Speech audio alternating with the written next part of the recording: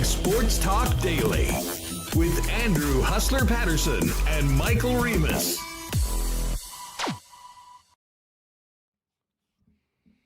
What is up, everyone? Hope you had a great Canada Day long weekend. It is Tuesday afternoon. It's a short week, and the boys are back on Winnipeg Sports Talk and Winnipeg Sports Talk Daily. What's going on? Andrew Paterson with you, Michael Remis as well. We have a lot to talk about. Jeff Hamilton's going to jump on with us. We will get to the Bombers' big win on Saturday, as well as a conversation he had with the boss of the Blue and Gold, Wade Miller. And outside of that, probably talking a lot of NHL offseason free agency moves the Jets made, as well as everything else happening around the NHL. A little later on, for you Blue Jays fans, I should let you know, Boston Pizza's doing some special Blue Jays watch parties this week on tonight, tomorrow, and Thursday at some different Blue Jays locations with some pretty neat giveaways and prizing. We're going to have a special guest come on in the last half hour of the show to fill us in on those, Celine Trimarchi.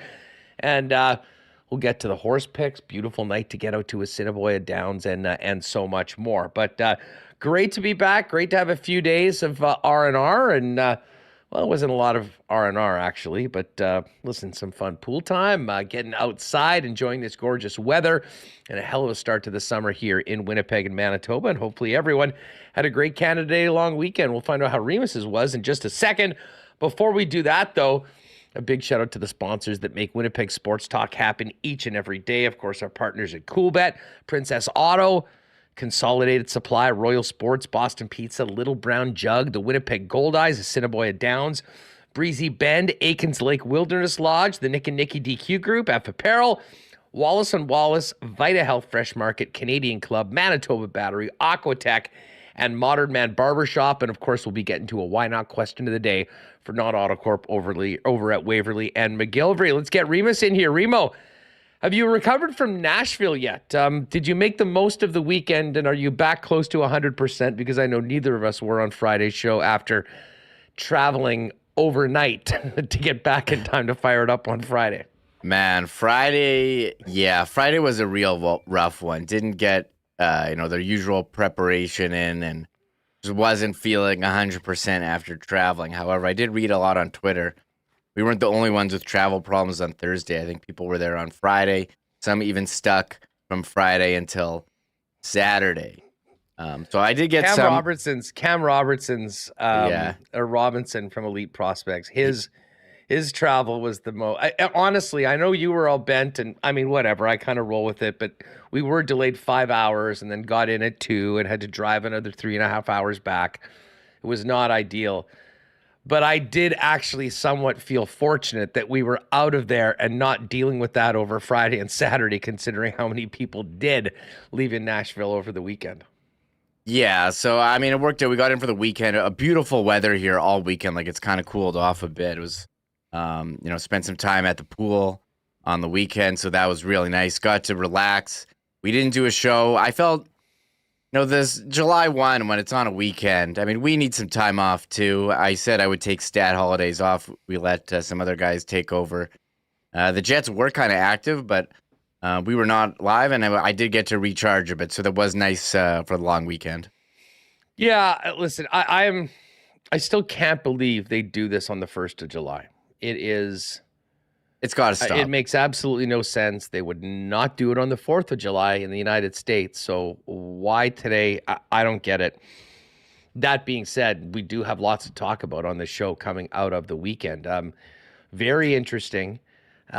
First day of free agency and the first few days of free agency. And listen, I think we know that the Winnipeg Jets, all things being equal, have a real tough time attracting free agents. And that is not normally a big part of the Winnipeg Jets team building plan. But I think they filled a couple of important holes over the course of the few days. And we've got a pretty clear picture as to what the roster looks like, at least right now.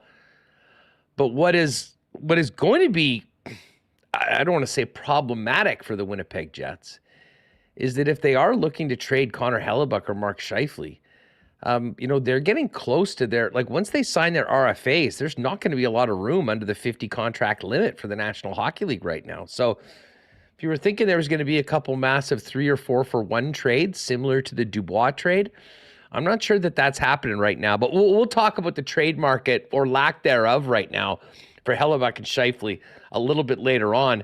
But we may as well start off focusing on free agency. Now, on Friday, Remo, this happened, I think, a little after we were on the air. But very clearly, the Winnipeg Jets were going to be signing their RFAs. Morgan Barron, Declan Chisholm, Rasmus Kapari, Dylan Sandberg, Logan Stanley, Gabe Vilardi, all got them.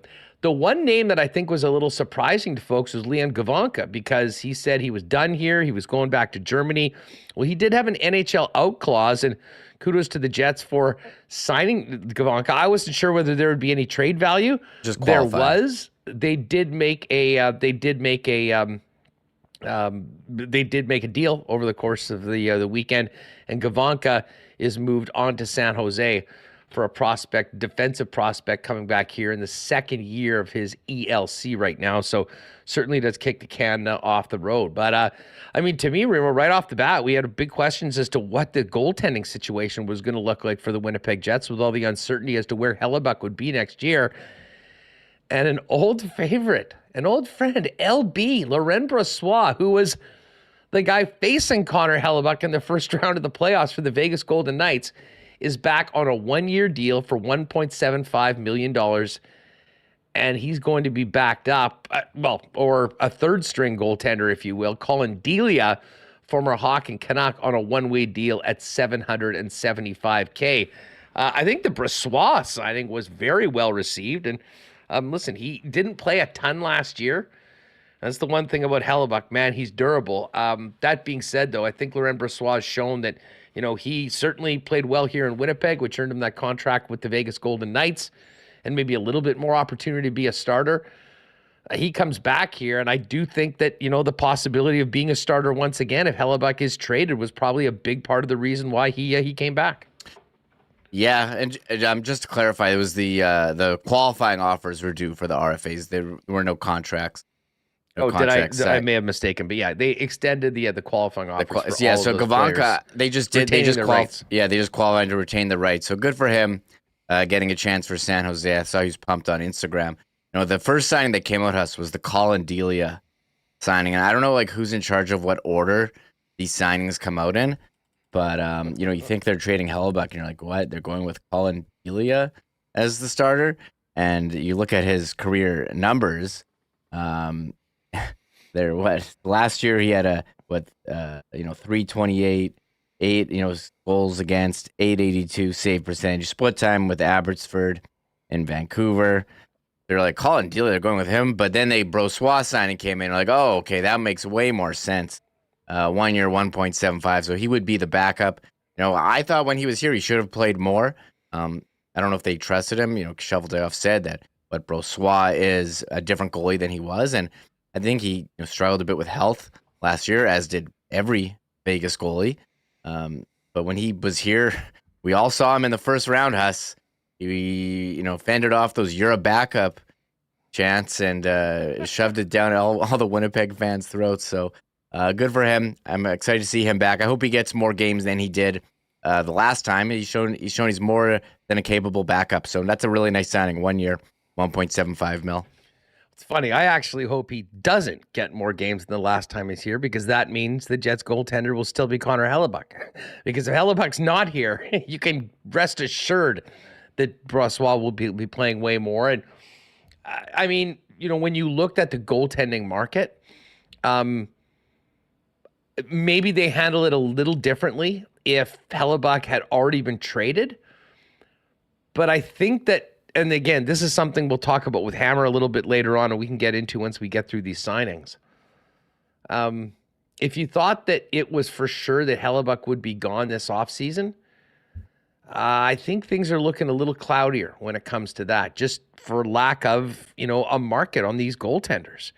John Gibson wants a deal right now. And I guess, just quickly while we talk about Hellebuyck, I mean, as far as signings go, the one that probably has the most impact on Hellebuck's situation was fellow Vezina finalist Ilya Sorokin, who's 26 years old, coming off a season in which he was one of the top 3 goaltenders in the league.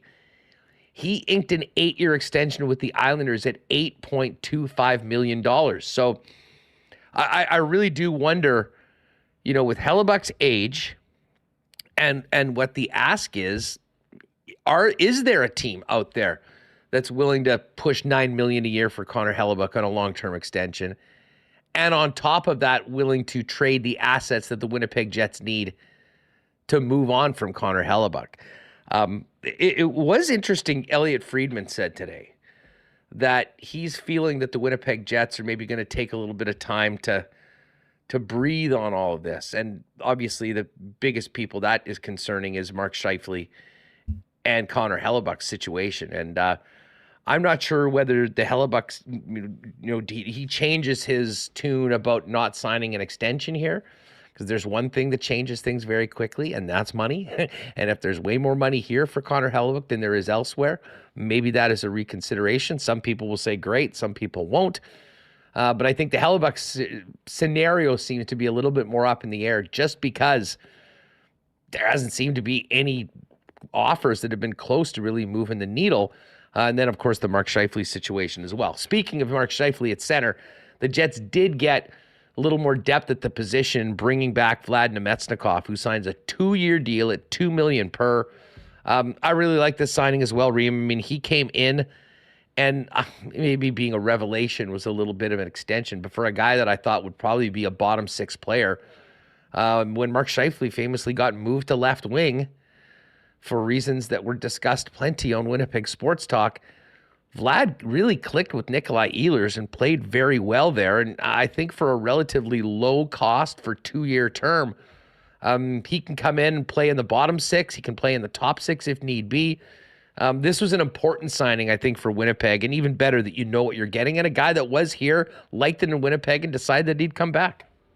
Yeah, I was pumped to see that signing. 2 years, $2 million. That's $1 million AAV, and he did click with Nikolai Ehlers. All the things you mentioned, he can play up and down the lineup. You look at his numbers last year. He played 20 games with the Jets, had 10 points, had 2 points in the 5 playoff games as well.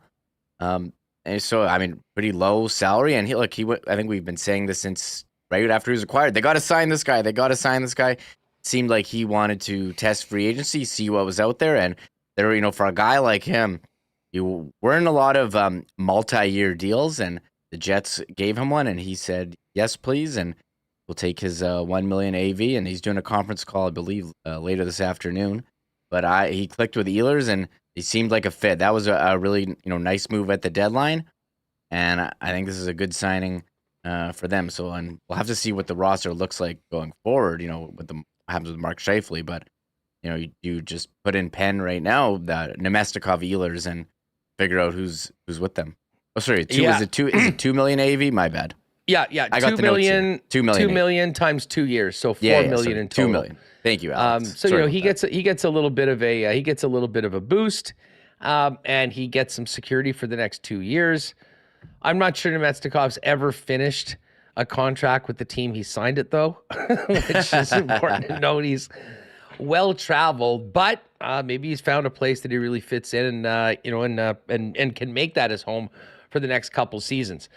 Other moves. I mentioned the Gavanka trade. They qualified him to retain his rights, traded him to the Sharks for Artemi Knyzev, who was played 61 games with the Barracuda last year. And speaking of the San Jose Barracuda, they also signed a guy, Jeffrey Viel, Viel, to a 1-year, $775 league minimum contract. Reem, I popped up Viel in the Hockey DB, and the first thing that stood out to me was the number in the penalty minutes department. Had a real good season last year in the American League, played 60 games, scored 15 goals, had 31 points, and 150 penalty minutes. So at that point, I started to go down a bit of a rabbit hole on hockeyfights.com to see how he has fared. Not a lot of big wins in the National Hockey League, but a guy that's got stones. He fought Zdeno Chara in 2022 on the night that Chara broke the all-time record. He's also fought Borowiecki, Grabbed a couple of the other ones. Anyways, the guy's a gamer and has played well at the American Hockey League level. Not sure whether he projects in to be part of the team or on the roster at the start, but there is a section of the fan base that would like this team to get a little bit more aggressive and a little bit tougher, and it certainly seemed like that was a big part of the Veal signing. And then the other signing that came after July 1 was another returning player, Axel Jonsson-Fjallby, back on a 2-year deal. Year 1 is a 2-way deal. Year 2 is a 1-way deal. League minimum $775 AAV. And I don't know about you, and I'm interested to hear what people in the chat think of that one. I was a fan of Axel. I think there's a lot of things that he does well. Obviously, he is a depth player, but he's got great wheels, can kill penalties. And when you, I guess, compare his ice time and production to some of the others in the bottom 6, he actually came out looking pretty good. So the fact this is a 2-year deal, they can send him down if they need in year number 1. I certainly had no issue of that. But the key signings from my perspective was Laurent Brossoit coming back to Winnipeg and Vlad Nemetsnikov in the middle, a real versatile player that can do a lot of things for the Winnipeg Jets. Yes, I was a bit, first of all, Jeffrey Veal, I was not familiar with the player. I texted Ezra Ginsburg of Illegal Curve right away. I'm like, oh, he would make the all-food team. Last name Vealhus. And yeah, 6'2", 205. Chevy described him as a bigger guy, a bruiser. And your scouting report, I think, said what corroborates that. The Axel one, I was happy for Axel getting a 2-year deal. Now, he is not waivers exempt, so they can still send him down. He'd be, low salary, but someone could pick him up. Although he was placed back on waivers last year, and no one grabbed him. I liked his game. He was fast. He had energy. His efficiency in terms of points per minute was solid compared to other guys in the bottom 6. But it seemed like the coaching staff really didn't like him. Carson Kuhlman was ahead of him for a long time. Now he's no longer on the Jets, and it seemed like they really didn't like playing him. I don't know if it was because of handedness or what, but it seemed like the guy. They gave him a 2-year deal, and he said, "Yeah, I'll stick around." So 2 years, $775,000 AAV. So I'm a fan of Axel. We'll see what happens there, but yeah, I think he's a bit low on the depth chart. But if injuries, he'll definitely get in. Whoa! Breaking news: the Nathan's Hot Dog Contest has been uncanceled. Yeah, so yeah, it's back right now. I have it on ESN 2. Oh my God! Okay, we're gonna have to keep an eye on this. Joey Chestnut going for history, the 16th mustard belt. And just quickly for folks that are maybe listening to this afterwards, Miki Sudo competed this morning, won again in the women's competition, and then some bad weather came into Coney Island, and they canceled the event. To which point, Joey Chestnut went out into the crowd, greeted the fans, and said that he was going to get the guys out and they wanted to eat. And apparently it is going on right now. So we'll keep an eye on that and let you know what's happening in the Nathan's contest. I know we're in the middle of this Jets, but I can't believe they didn't have like an alternate plan. And I saw people tweeting like they knew there was a storm. They should have done it earlier, or they could have just gone inside and eaten hot dogs to cancel the event. I had major disappointment when I saw that report. Oh my God, me too. I'm like the only thing that can defeat Joey Chestnut is Mother Nature. Talked about that in the lock shop today, but let's go, Joey. Let's see what happens. We'll keep an eye on that throughout the afternoon here on Winnipeg Sports Talk. But let's get back to some of the more important ones. Other Jet news, former Jets moving on, Reem. We knew Blake Wheeler was going to preferably go to somewhere in the East, and he mentioned that he wanted to cut down on the travel. Good move for Blake, then going to the New York Rangers. He signs a 1-year deal for just $800K. I think there's about $300,000 in performance bonuses. So he'll be playing with the New York Rangers. Big Save Dave joins Carter Hutton and Phoenix Copley in LA with the Kings as probably the third goaltender on the list right now. And I will admit, I was disappointed on July 1st when I saw that a WST favorite, Kevin Stenlund, ended up going to the Florida Panthers. If you had told me like 2 weeks ago that Steny would be gone and Axel would be back, I wouldn't have believed you, but that is the way that it shook out. Dmitry Kulikov going back to Florida, Riley Nash going to the Rangers, 2 years at 1.55 LA, and Trevor Lewis goes back to the LA Kings, a place where he had quite a bit of success. It's funny. I was putting together these notes of former Jets signings, and yeah, Wheeler and Rittich are the obvious ones. Steny too. I mean, that was a nice signing, Steny, last year for the Jets, and he parlays it into a one. But yes, remember when Trevor Lewis played for the Jets? I thought he was going to be out of the league after that. I thought he was done. He was in Calgary with Daryl Sutter, now in LA. It's funny that you mentioned LA signing David Rittich. Are they seriously going with that trio of goaltenders? Yeah. And they think they're going anywhere in the playoffs with that? Carter Hutton, Phoenix Copley, and David Rittich? That sounds not ideal, Hustler. Sounds like what Vegas had last year, and they won the cup. A bunch of guys. I was probably saying the same thing about Brossois and Aiden Hill, Logan Thompson. So, I mean, you might be right, but we'll have to see what happens. It's dangerous. Yeah. I mean, it takes a huge risk that one of those guys is going to step up and give them legitimate goaltending. I mean, I guess they can always acquire it. They know there's a Vezina Trophy winner available in Winnipeg right now. It's the cost to get that player, I think, that is probably... very difficult for LA to pay. And of course, they've got the cap issues. Yeah, they also have Cam Talbot, who they signed for a 1 year, $1 million deal. I was actually, as far as goalies go, some of these goalies, like, not getting a ton of money. We were talking about destinations for Connor Hellebuck. Carolina, they just brought back both their guys, Antti Ranta and Freddie Anderson. And, I mean, what a nice total number for those two goalies who are very good. And they also have Kochetkov, one of their prospects. So Ranta was 1 year, 1.5. Anderson, 2 years, 6.8. That's a 3.4 AAV. So what, you got two goalies there for, I can't add that quick, for like $5 million? Just over $8 million for the 2 years. So, I mean, that's... Or $5 million per, yeah. $5 million total for two goalies. So, I mean, would you rather have $5 million for two pretty good goalies and then you have your prospect goalie? Or do you want to pay one goalie $8.5 million, like the Islanders did with Sorokin? The Islanders also brought back Varlamov, 4 years, $11 million, 2.75 cap it. So they're playing two goalies. And Varlamov's 35 years old. For him to get a 4-year deal, I guess maybe they got $11 million. They got $11 million in the crease.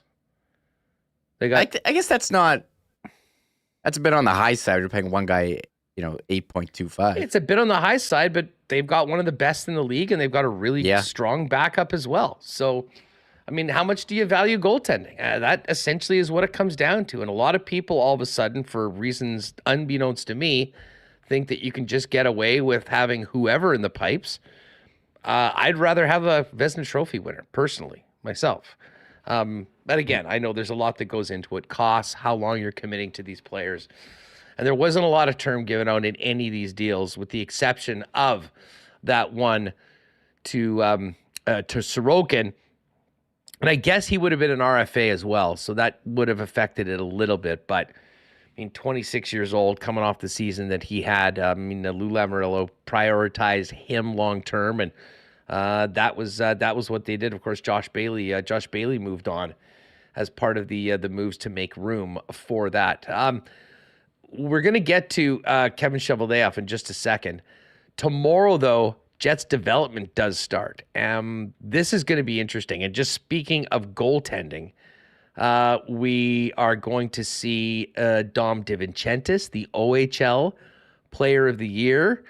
I would imagine Thomas Milic will also be there. Two very young, well-decorated prospects at the junior level coming in for their first camp.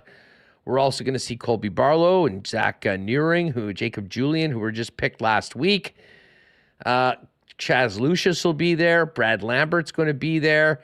And, of course, Rutger McGrory as well. And Nikita Chibrikov. So, and Elias Salmonson also there from last year's draft. Had that real strong year in September in Sweden last year.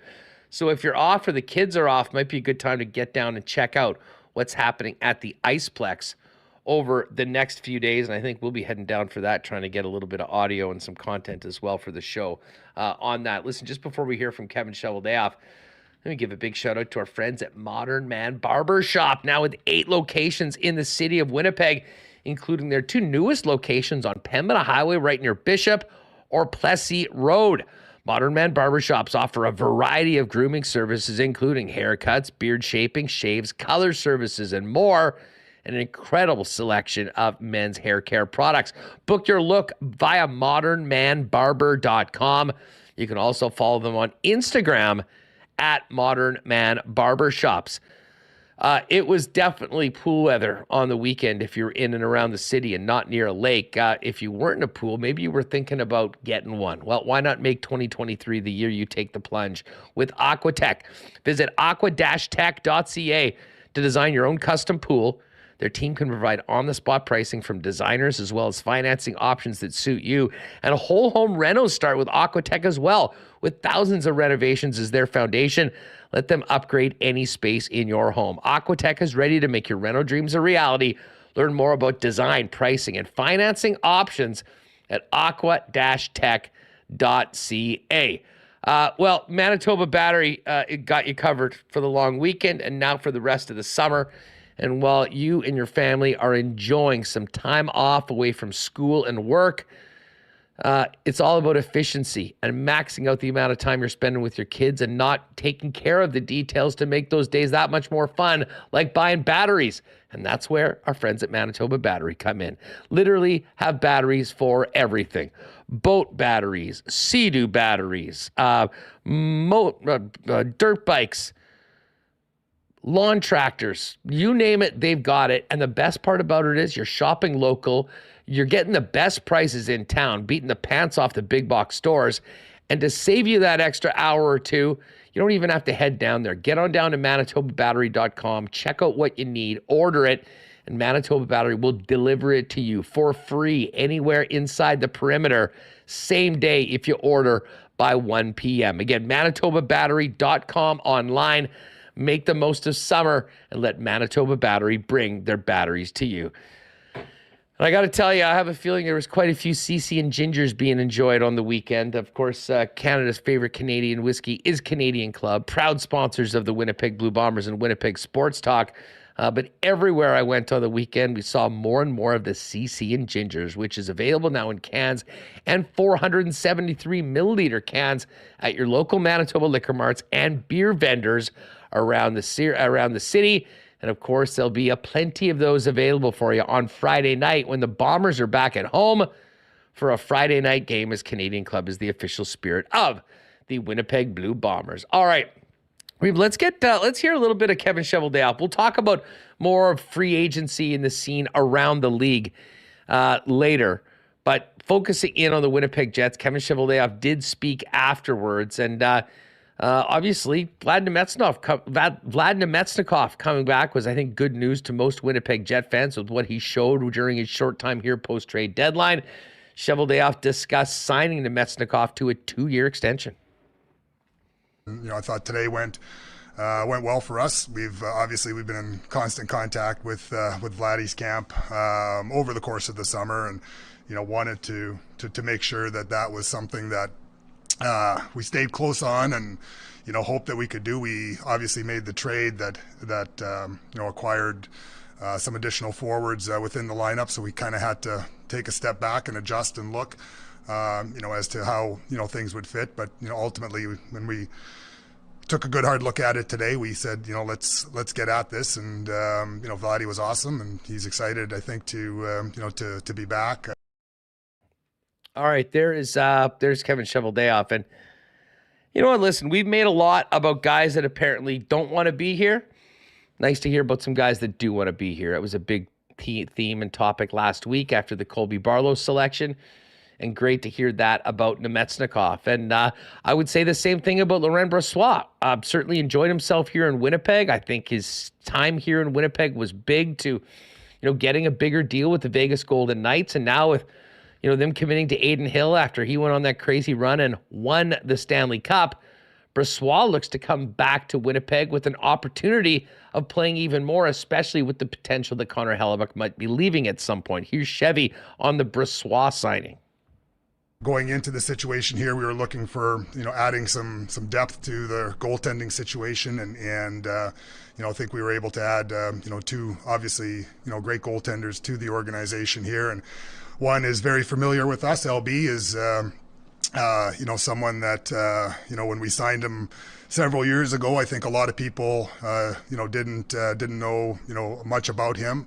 And I thought Wade Flaherty did a great job of helping him grow. And, he went on to, another situation there for a period of time. And, again, when the opportunity to come back to work with Hellebuck, I think was, something that, appealed to LB as well.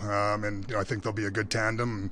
Obviously, LB's, grown, in the goaltending department as well. And he's a different goaltender than, he was when he was here the first time, which, is going to benefit our organization. All right. There is Kevin Cheveldayoff on the return of Laurent Brossoit. And Remis, I'm sure this was your reaction as well as most fans. Really interesting to hear Chevy talk about he's looking forward back to coming back and working in tandem with Connor Hellebuck. Like, I'm not sure whether that is, they just have to speak that way because Hellebuck is still a member of the Winnipeg Jets, or things have changed, which some, including Elliot Friedman, have sort of speculated that there's the potential for that to happen. But it certainly didn't sound like he was coming back to be the starting goaltender because Hellebuck's exit is imminent. Yeah, you just look around, like New Jersey's, if they wanted to do a trade, they would have already done it. I mean, Carolina was a team we thought maybe could take a run. They just signed their two goalies. Pittsburgh didn't, they had free agent goalies. They signed Tristan Jarry to, what was it, a 5-year deal for $26.88 million, and then signed Alex Nedeljkovic as their $1.5 million for 1 year backup. Like, I don't know how many teams out there, especially with you look at the salary cap, every team against the cap, how are you going to bring in a goalie makes $9 million? And I think if the Jets wanted to extend Hellebuck, they would be happy to give him the money, and he's got to decide, does he want to take the money here or to go try and win and get elsewhere even if the money's not going to be available. So I'm curious, Huss, because I don't know if there's a partner here for them to trade with. It doesn't seem that way right now. And I guess, I mean, the one thing this does do is gives them the opportunity to go in with Hellebuck at the beginning of the year if they can't find a trade that is even close to the value that they're looking for, and, get the most out of Hellebuck. He's signed to a great deal, and he can help you win hockey games. Play him in a tandem along with Laurent Brossoit, and at least you've got a guy that you feel confident that can kind of run with it if he's traded at some point or traded at the deadline. And then there's the other option that maybe everything that we heard about him not signing an extension with the Winnipeg Jets, maybe that's changed. And I'm not saying that it is, but it was quite interesting to hear them talking about Hellebuck and Mark Scheifele, to be perfectly honest, that maybe things can change on both of those players. I think people know where I stand on this one. I would be more than open on one of them. And one of them, I think it's very important that they move on from, and it's not Connor Hellebuck. So we'll get to that later on. Jeffrey Veal, the guy that I was perusing his hockeyfights.com dance card after his signing, comes as a guy that, maybe a little bit of a different type of player the Winnipeg Jets have. Here's what Kevin Cheveldayoff had to say about the former San Jose Shark product that now wears JetBlue. Jeffrey Veal is, someone that, we've talked to San Jose several times about, before in the past. Didn't work out when he was on waivers at different points in time, but, he brings an element of hard-nosed grit, sandpaper, good size, that energy, I think that, you want, on the bottom side of your lineup. All right, so there is a little bit on Jeffrey Veal. As I said, you can go in and check out some of his dance card. I didn't look at a lot of the AHL fights. It's quite the site, by the way, hockeyfights.com. I don't spend a lot of time there, but, much like many things on the internet, Hockey DB, you can really go down a rabbit hole on that site. And I didn't go too far down on Jeffrey Veal, but I was quite impressed with maybe not necessarily the results, but the guys that he was stepping up against, the biggest and baddest, including Zdeno Chara in the NHL. You saw But Toronto signing Ryan Reeves for some toughness. I don't know how many games Jeffrey Veal is going to play, but by the sounds of it, they tried to get him on the roster before, and now they signed him. So we'll see how he slots in. I don't know if he'll play in the NHL, maybe just with the Moose, but an interesting signing. And Cheveldayoff called him a guy with some sandpaper. So there you go. Just a quick update. The contest did go down on Coney Island. Joey Chestnut, the greatest to ever do it, arguably the greatest athlete of our time, has a 16th mustard belt, but only down 62 hot dogs and buns today to win by, I believe, 16 or 15 over his next closest compatriot or competitor. But as I said, very poor eating conditions today. They didn't have fast buns, but there he is. Joey Chestnut, 16 mustard belts, and not even Mother Nature could keep Joey down today. Arguably the greatest American to ever live. And 4th of July is Joey's day. Oh. So there you go. Joey, he saved America by going ahead. It wouldn't have been the same. I don't think we could continue if they didn't do the contest. You know what? Today. Can you even blow off fireworks tonight if you haven't given out a mustard belt on Coney Island? I'm not sure. No. And so did Pat Gregoire. He said, you know what? Coney Island definitely needs to build a dome. You cannot have this potentially not happening because of weather next year. This picture though. Hold on. This is him. This is like a face of a guy who just ate 62 hot dogs. He looks like he's in pain. He just cruised. Well, the thing is, he may have actually eaten a little bit before when they thought that it was canceled because it's crazy. He had a great interview with Joey on Monday's Pardon My Take if you want more on maybe the most dominant athlete of our times. Let's get back to Chevy, though, because I could talk about Joey Chestnut for a long time. Number 4, Remo, is just overall Cheveldayoff excited for the season going forward after, I think, overall a pretty good week for his club, starting off with the big blockbuster trade of Pierre-Luc Dubois. Here's Chevy looking ahead. We're excited. I think I said in my media at the draft, like both Scheif and Helly are big parts of our organization.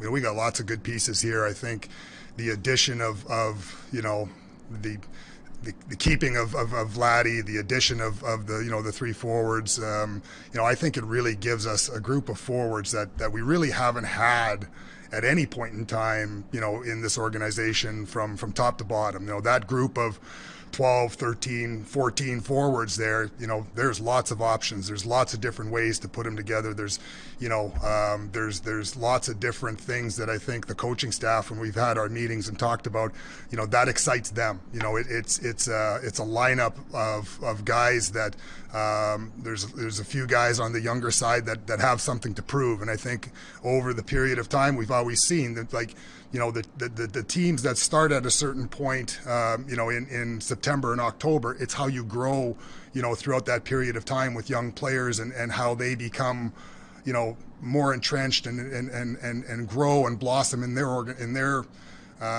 evolution of their games. That's how you become a better team. And so we're excited about that. And obviously we've got some depth on the back end there right now. We'll have to play, that'll have to sort itself out as we go here. And I think that, in net, again, we've got a good, strong tandem there. So I'm excited about this group. All right. Kevin Cheveldayoff excited about his group. Here's where things get interesting, though. And I think this is going to be, if I wanted to predict what the Jets topic for the next few weeks is going to be on Winnipeg Sports Talk, I think it'll have a lot to do with these next 2 quotes from Cheveldayoff. Because as it stands right now, Hellebuyck is still a Jet, and so is Mark Scheifele. And it was expected that maybe one or both of those players would be dealt in addition to Pierre-Luc Dubois. Chevy was asked if he's comfortable starting the year with 55 and 37 on the roster. Here's what he had to say. Yeah, it's something I'm definitely comfortable with. We've talked about a lot of different things. I think that you look at the moves that we made. Obviously, the PLD trade was something that worked exactly how we had hoped it might, and you never know going into something like that if it can. You addressed some of your needs right now. We get a good pick in next year's draft. Obviously, I do want to say that I'd like to extend my most heartfelt thank you to Blake Wheeler and his family for all the years that that he put into this organization, what the family has put into the community, and the player that he was. He bet on us several times, and unfortunately we got close and just not close enough. But he was a tremendous part of that, and in some ways it was good for both of us just to be able to to part ways and where both sides are on an amicable speaking good type of relationship, and I'm happy that he found a good situation for himself today, but real thankful for all the things that he's done for our organization. But so that being said, Nick, we've changed quite a bit of different aspects and avenues, of our organization. So I'm real comfortable with where we're at right now. And the summer's long, who knows what happens or anything like that. But it's certainly something that I'm excited about with this group as it sits in front of me. All right, so there's Chevy on Hellebuyck and Scheifele's situation, being comfortable with those guys being on the Jets at the start of the year, if that's the way it goes. And of course, thanking Blake Wheeler, who was bought out on Friday. And Wheeler did put out a nice video thanking Winnipeg, thanking the fans for his time here. And as Chevy mentioned, he did get a nice landing spot out there in Manhattan with the New York Rangers, albeit at a major haircut of what he was scheduled to make. But got the buyout, signed a shorter-term, low-market deal, and we'll get a chance to play out there. I guess we'll play this as well, and then we'll talk about these together, because the Scheifele and Hellebuyck situations are somewhat fascinating. I think it has a lot to do with where the cap is right now, has a lot to do with the economics of the league and what other teams have committed. But while there was some interest in Hellebuyck, there really didn't seem to be a ton of interest in Mark Scheifele. Not necessarily interest, but maybe being willing to pay the price the Winnipeg Jets wanted. And I do think there is a sense from some people I talked to in Nashville that, Mark Scheifele, with his new representation, are going to be asking for a very, very significant contract, which obviously might scare a few teams away. But Chevy was asked if the door has closed on an extension for either Mark Scheifele or Connor Hellebuyck. I don't think they are. I don't think the door is closed for an extension. I think there's still, opportunities for extension on both. And, again, I think there has been a little bit of a kind of a taken out of context narrative in Mark Scheifele's situation. When I met with his representatives at the Combine, he was open to anything. That was his, mantra from the beginning. And I told him, I said, look, you're going to probably see your name out there. It's just simply that time of the year. And, but that it didn't mean one thing or another when it comes to that. Well, one thing about when a guy who, has signed one extension or signed, something within the organization and, gets him to a point of unrestricted free agency, it's kind of, you want them when they make that next choice to be, sure that they're going to do it, because that next choice might take them to the end of their, their contract and stuff like that. And, we went through it with Blake Wheeler when, we gave him this last extension, and we talked about, all the different things, and we even talked about that this might be, a situation that happened, in the end. And, again, these players, played hard for us and have played hard and are going to continue to play hard for us moving forward. All right, so certainly not closing the door on anything when it comes to Scheifele and Hellebuyck. Now, later on, Marat did you tried to clear up the situation with Scheifele and Hellebuyck. Here's how that sounded. So it sounds like you're saying that the plan is for LB to back up Hellebuyck. Yeah. That you're also open to listening, to seeing what's out there as well. You have to as a manager. That's your job. And so, same with respect to Scheifele, were you prepared for him to be on the roster, but you're open to sort of seeing what happens there. But I think they would create big holes in our organization, and as we feel moving forward here. So, again, like you're always going to listen. I think that's incumbent upon a manager. But there's certain parameters that have to be followed because again, they are important parts of our organization, and there will be conversations that are had with both of their camps at some point in time. What they lead to or not remains to be seen. But from our standpoint, we're certainly open to it, and like I say that I'm not sure if you're here or not. Like Helly, was fully made apprised that we're signing LB when LB made his decision, and he was excited about it. All right, so there's a little bit more from Chevy, and Reem, you had an interesting comment while we were playing that one. Yes, Huss. I was saying to you that it just sounds like just the way the market is. These Jets need Hellebuyck and Scheifele, and Scheifele and Hellebuyck need the Jets. They're made for each other because it seems like no teams are willing to trade for them. And as Cheveldayoff said, if those players aren't there, there's big holes. How are you replacing Mark Scheifele's 40 goals in the lineup? He's your number one center. I think it would be easiest for everyone if they just figure out a way to sign. Is he still a center, or is he left wing? Oh, I guess we'll have to wait. I'll have to wait until training camp. We'll have to wait, but it just sounds like they need each other more than they're willing to admit. And maybe bringing in Brossoit, although it is only for a year. He's got a relationship with Hellebuyck. Maybe that helps things. I don't know, but it just sounds. We'll have to wait. I guess Boston. If you're talking about a Scheifele trade, Boston seems to be the place because we haven't talked about winners and losers of free agency, but I think Boston gets an incomplete grade because who's playing center for them? They don't have Bergeron and Krejci. These guys are just taking their sweet ass time here, and Boston really hasn't filled those holes after winning the President's Trophy. So I don't know. I think I could see. I was like, you got to trade these guys. Got to trade them. You can't sign them to an extension, but I don't know. It seems like no one wants to trade for them because the salary cap hasn't gone up, and teams don't want to pay 30-year-old goalies $9 million. But I think the Jets might be forced into keeping these guys because I don't know what other options they have. Here, let's put this out. Hammer's on deck, and he's going to join us, and we'll continue this conversation. But why not question of the day for not Autocorp overly at Waverly and McGillivray? If the Winnipeg Jets are going to sign an extension for one of those two players, Connor Hellebuyck or Mark Scheifele, there's one extension to be had. Ooh. Who are you signing? Is it Hellebuyck or is it Scheifele? Very interested. And let's assume that it's a long-term deal at market value, which is, significant money, which would put that player, in all likelihood, the most highest paid player on the team. In the chat, why not question of the day, Hellebuyck or Scheifele? If you're extending one of them, which one is it? All right, Hammer's coming up right away. Let me give a big shout out to our friends at Vita Health Fresh Market, who are always stocked with great prices on natural and organic supplements, beauty products, and groceries, and Winnipeg's largest assortment of local products, too. And hey, barbecue season is in full swing.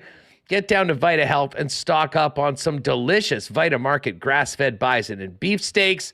And hey, we got men's health on top of mind as well. Garden of Life has some unique formulas like Prostate Protect and Once Daily Men's to help support men's gastrointestinal health. Local delivery available for Vita Health Fresh Market online at myvita.ca at their fully shoppable website, or pop down and see them, empowering people to lead healthy lives. Vita Health with 7 Winnipeg locations, and as I mentioned, online at myvita.ca. Our friends at Wallace & Wallace are busy right now in this summer as Winnipeg's fencing and overhead door specialists. If you need the security and protection of a new fence, or if winter did a number on your old one, give them a call. They've got vinyl, ornamental, welded wire, chain link, or wood fences. And if it's time to replace your garage door, they've also got Winnipeg's largest selection of overhead garage doors. 452-2700 is the number.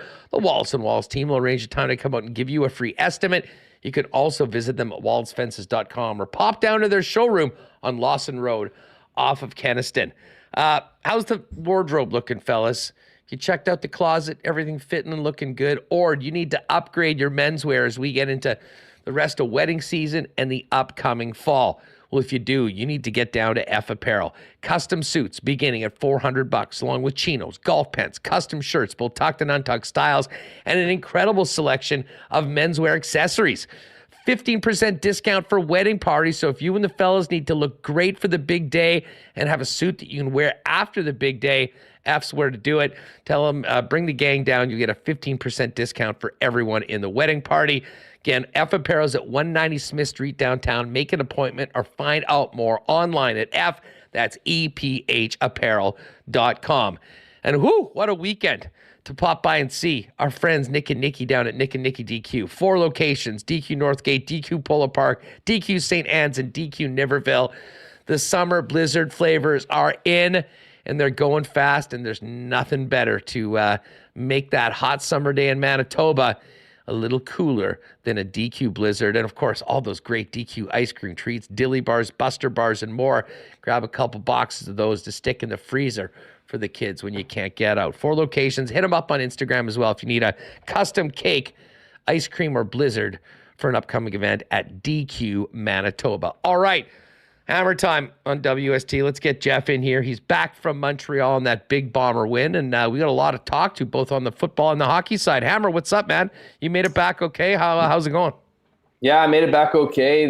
When we talked a couple days about my dream situation in Montreal, it didn't actually pan out. I did come home on the day I was scheduled to. I was too disappointed to follow up, text you, and let you. You didn't get the 12 hun, the hotel, the cash? Hotel, yeah, just to run it down, the hotels, the taxi, the food vouchers, $1,200 check. It wasn't even a $1,200 voucher, which would have been nice. This was pure up money. But when the dust finally settled, they realized that they didn't need the extra seats, and the happy ending, of course, was I got upgraded even prior to all this to business class. So I made it worthwhile on the way home for sure. Nicely done. Well, it's good to have you back. Listen, we'll get to the Bombers in a minute, but we're just in the middle of this Jets conversation, talking about free agency, and I mean, let's get right to it, because Hellebuyck and Scheifele are still members of the Winnipeg Jets. We heard Kevin Cheveldayoff, and again, I don't know how much to read into this, but speaking, I guess as he should, like these guys are members of the Winnipeg Jets. We heard Elliot Friedman saying there's maybe a little bit of time to just sort of let this breathe and see whether, some other options are out there. I mean, in your mind, or is anything different with Mark Scheifele and or Connor Hellebuyck today than maybe it was a couple weeks ago when we expected a likelihood that they would not be Winnipeg Jets as we got into July? You know what? I moved into believing that these two were probably going to be the last pieces. I think the focus for a lot of people, and for obvious reasons, was to get the business done with Pierre-Luc Dubois before the NHL draft started. So they end up doing that piece of business, got a tidy return. And then it moved over to Blake Wheeler, right? I mean, there was also a timeline there with buying out his contract after exploring potential trade options, and so that got done with. And so I think with the two players, with Connor Hellebuyck and Mark Scheifele, they probably were the two most likely to stick around. I'm not saying either will, but they of the 4 that were have dominated conversation for forever, really ever since Game 5 of the Vegas first round series loss. We're now left with 2 guys that could very well be members of the Winnipeg Jets come September or not. My belief is that Mark Scheifele will get traded. I think for the Jets, it made sense for them to let the market. I know there'll be people who argue, the market became less available with all the signings that were made and trades that were done. I'm not saying that's not true, but now there are a few teams out there that are looking at the splash that other clubs made over the last few days, and they might be very much in need of a top end center like a Mark Scheifele, and certainly would be interested in his 42 goals. Again, my belief is that Mark Scheifele does get traded and isn't part of the Winnipeg Jets. I think that would be the smart move for both sides. I really do think that a change of scenery would bode well for Mark Scheifele, just for a guy who loves the game. You could tell on his face over the last couple of years that that love wasn't always there, and We saw glimpses of that for sure 2 off seasons ago, and when he was weighing his options after a disappointing year where the Jets didn't make the playoffs despite having 2 years left on his deal. I don't know if this year, he did hit that 42 goal threshold or that 40 goal threshold for the first time in his career, that maybe it'd be enough for him to, I don't know, see a long-term future here. That being said, what else might be out there for him as far as dollars and cents? I think that's where the intrigue needs to come from Mark Scheifele. I don't know if he's going to get as high a dollar salary anywhere else, more than he would in Winnipeg. That's assuming that, we believe, Kevin Cheveldayoff, and that he's, interested in having, or at least talking about, a contract extension. But I do think it's a good separation for both sides. I think Blake Wheeler was a step in the right direction. Thank him for his services. Try to give him a better ending than being bought out. But the reality is Mark, while still very much younger and a lot more in the tank, I just think when he comes from a team chemistry culture standpoint, just some of the things that some of the things we've seen from him, whether it be a lack of defensive concentration or effort, to not taking benchings very well. I mean, this is now a few different coaches that have kind of identified his Mark Scheifele being amongst those players that were constantly brought up, particularly by Rick Bowness, about not giving enough. But that being said, who knows? Maybe he could very well be around. Moving over to Hellebuyck, I think he's the most likely to remain a Winnipeg Jet for a couple different reasons. One being, if this team really is going to go down that retooling situation, or if that's what they believe this team is capable of, fighting for a playoff spot again next year. And it's certainly, when you look at the moves they've made, you can make that argument. You can especially make that argument if Connor Hellebuyck is on this team. So I think that would probably be the interest. The other part too is, I just don't know.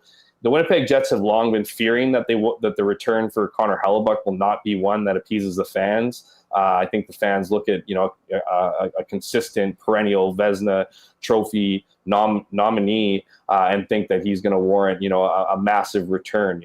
Whether that be in the form of players right now or picks in the future. I just don't know if that's necessarily panned out in the Winnipeg Jets talks, and I think that would be the main reason why he ends up, is that the return isn't good as the value that they would place on Connor Hellebuyck for next season, and trying to achieve that goal, and also trying to probably achieve the goal of getting him to sign a long-term extension. But again, I think that's still an uphill battle for Winnipeg. Connor Hellebuyck could certainly be a trade piece by next year's trade deadline, or throughout the year, or even this, certainly over the remaining months of summer. But if you're asking me, and you are, I think Hellebuck's probably more likely to stick around, and Mark Scheifele more likely to get traded. I tend to agree with you on that. And I guess, this is more, my reasoning with both. I think they felt that they were being forced into trading Connor Hellebuyck because of the situation. And listen, if the trades aren't there, if the value isn't there for the player, it doesn't make sense to do it. Mm-hmm. And it does make sense to listen. I'm in the business. I think teams should want to keep their best player. Being forced into trading your best player, really significantly impacts your club. I think that as long as Connor Hellebuyck is here and playing the majority of games, even if Mark Scheifele was traded for future assets, where you're not really getting anything close to what he brings in the lineup, if Connor Hellebuck's here and this team can play more of a Rick Bowness style and be more committed to the things as a team, I think they can be competitive. I think they could be a playoff team.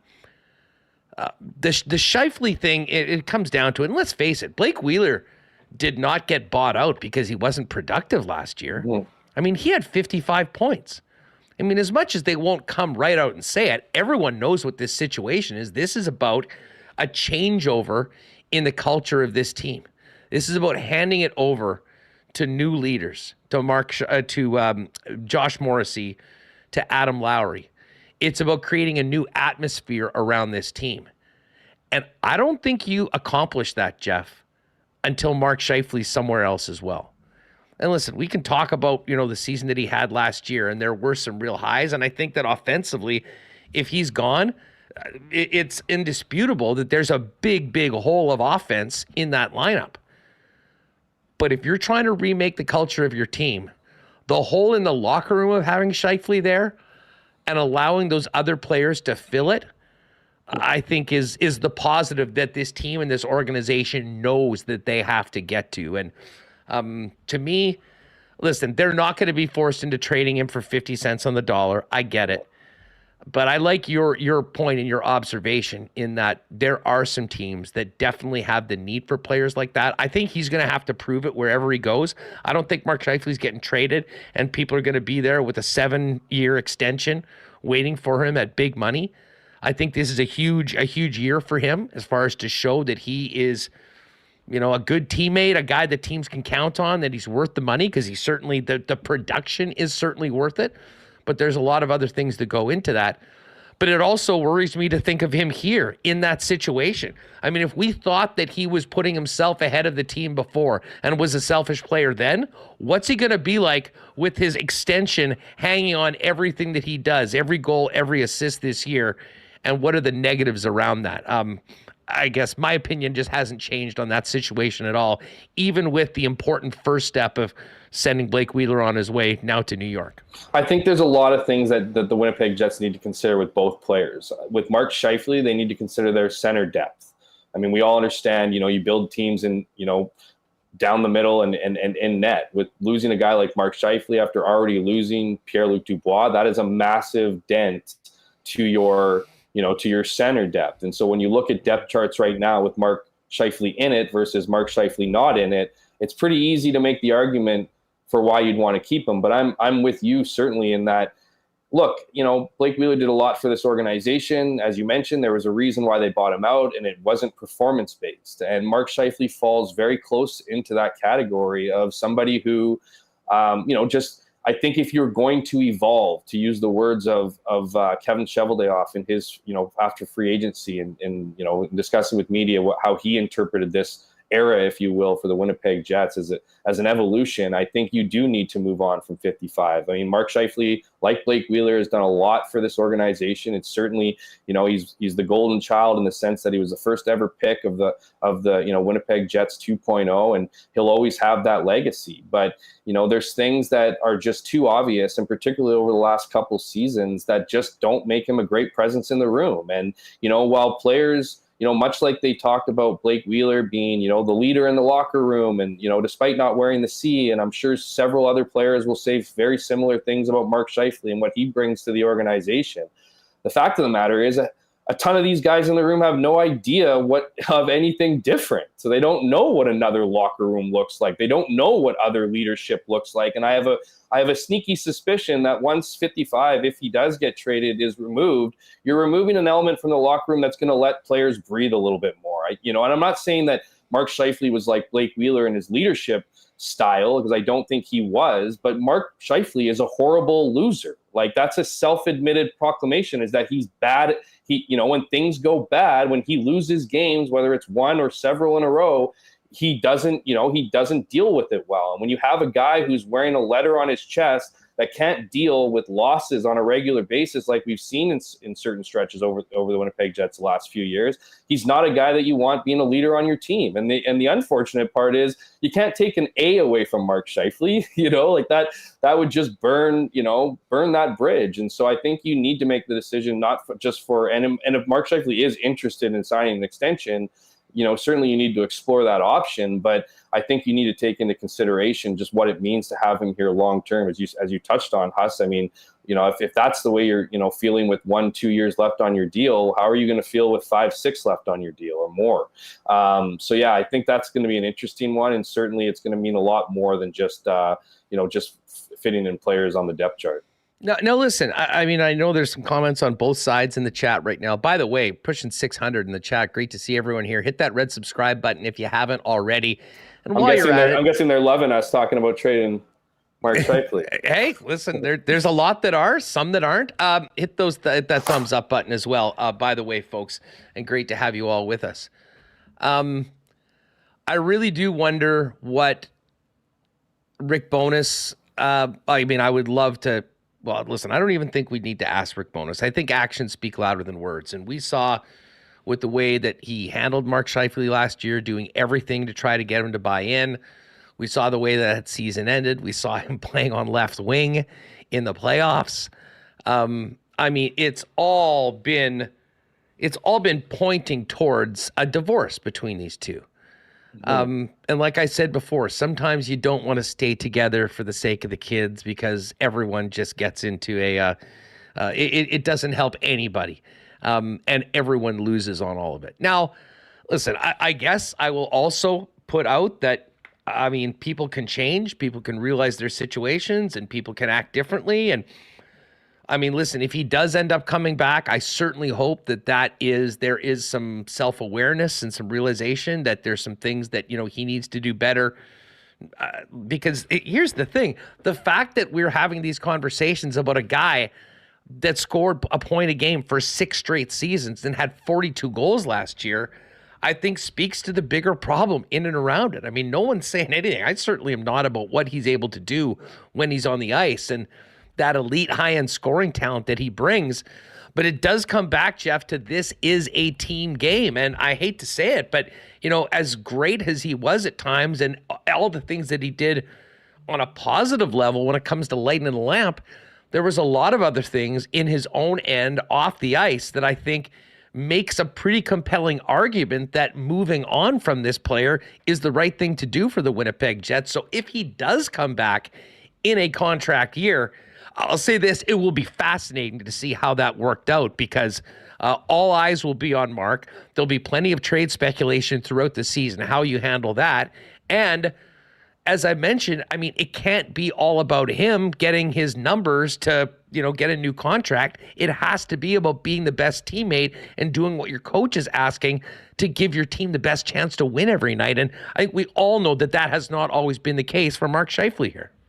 No, it absolutely hasn't. And I mean, you only have to look at the evolution of Rick Bowness's comments post-game throughout the year. I mean, he went from, he must have taken every single approach. He came out, I don't want to say fist swinging, but he certainly was aggressive early on in what he wanted from the team and the expectations he had up and down the lineup and the accountability that the players demanded, right? That the players wanted. I mean, he was delivering that throughout the better part of the first half of the season, and things were going, perfect for the Winnipeg Jets. I mean, they were riding high. They were, fighting for top spot in the Central and the West. Everybody, every single story we wrote was about how the bonus effect is working and how, guys like Mark Scheifele are buying in and Josh Morrissey, there was an interview with him I had in Chicago about how Rick Bowness brought a level of accountability that just was unheard of,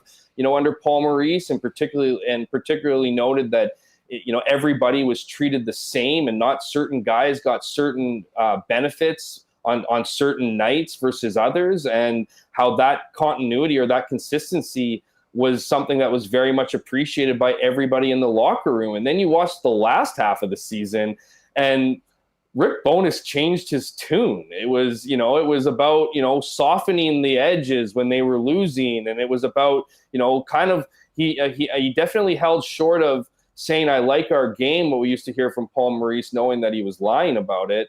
But he definitely softened his approach for months. And then, you mentioned Mark Scheifele playing wing. Well, he started talking about, well, that's going to last for as long as, until Mark Scheifele pulls on my pant leg and lets me know he doesn't want to be there anymore. And you know what? You got a small glimpse of something that rarely happens in the National Hockey League. And I'll tell you what, I mean, a lot of people go, oh, how does this guy know what's in the room and blah, blah. This guy hates Blake Wheeler. Oh, this guy hates Mark Scheifele. No, I don't.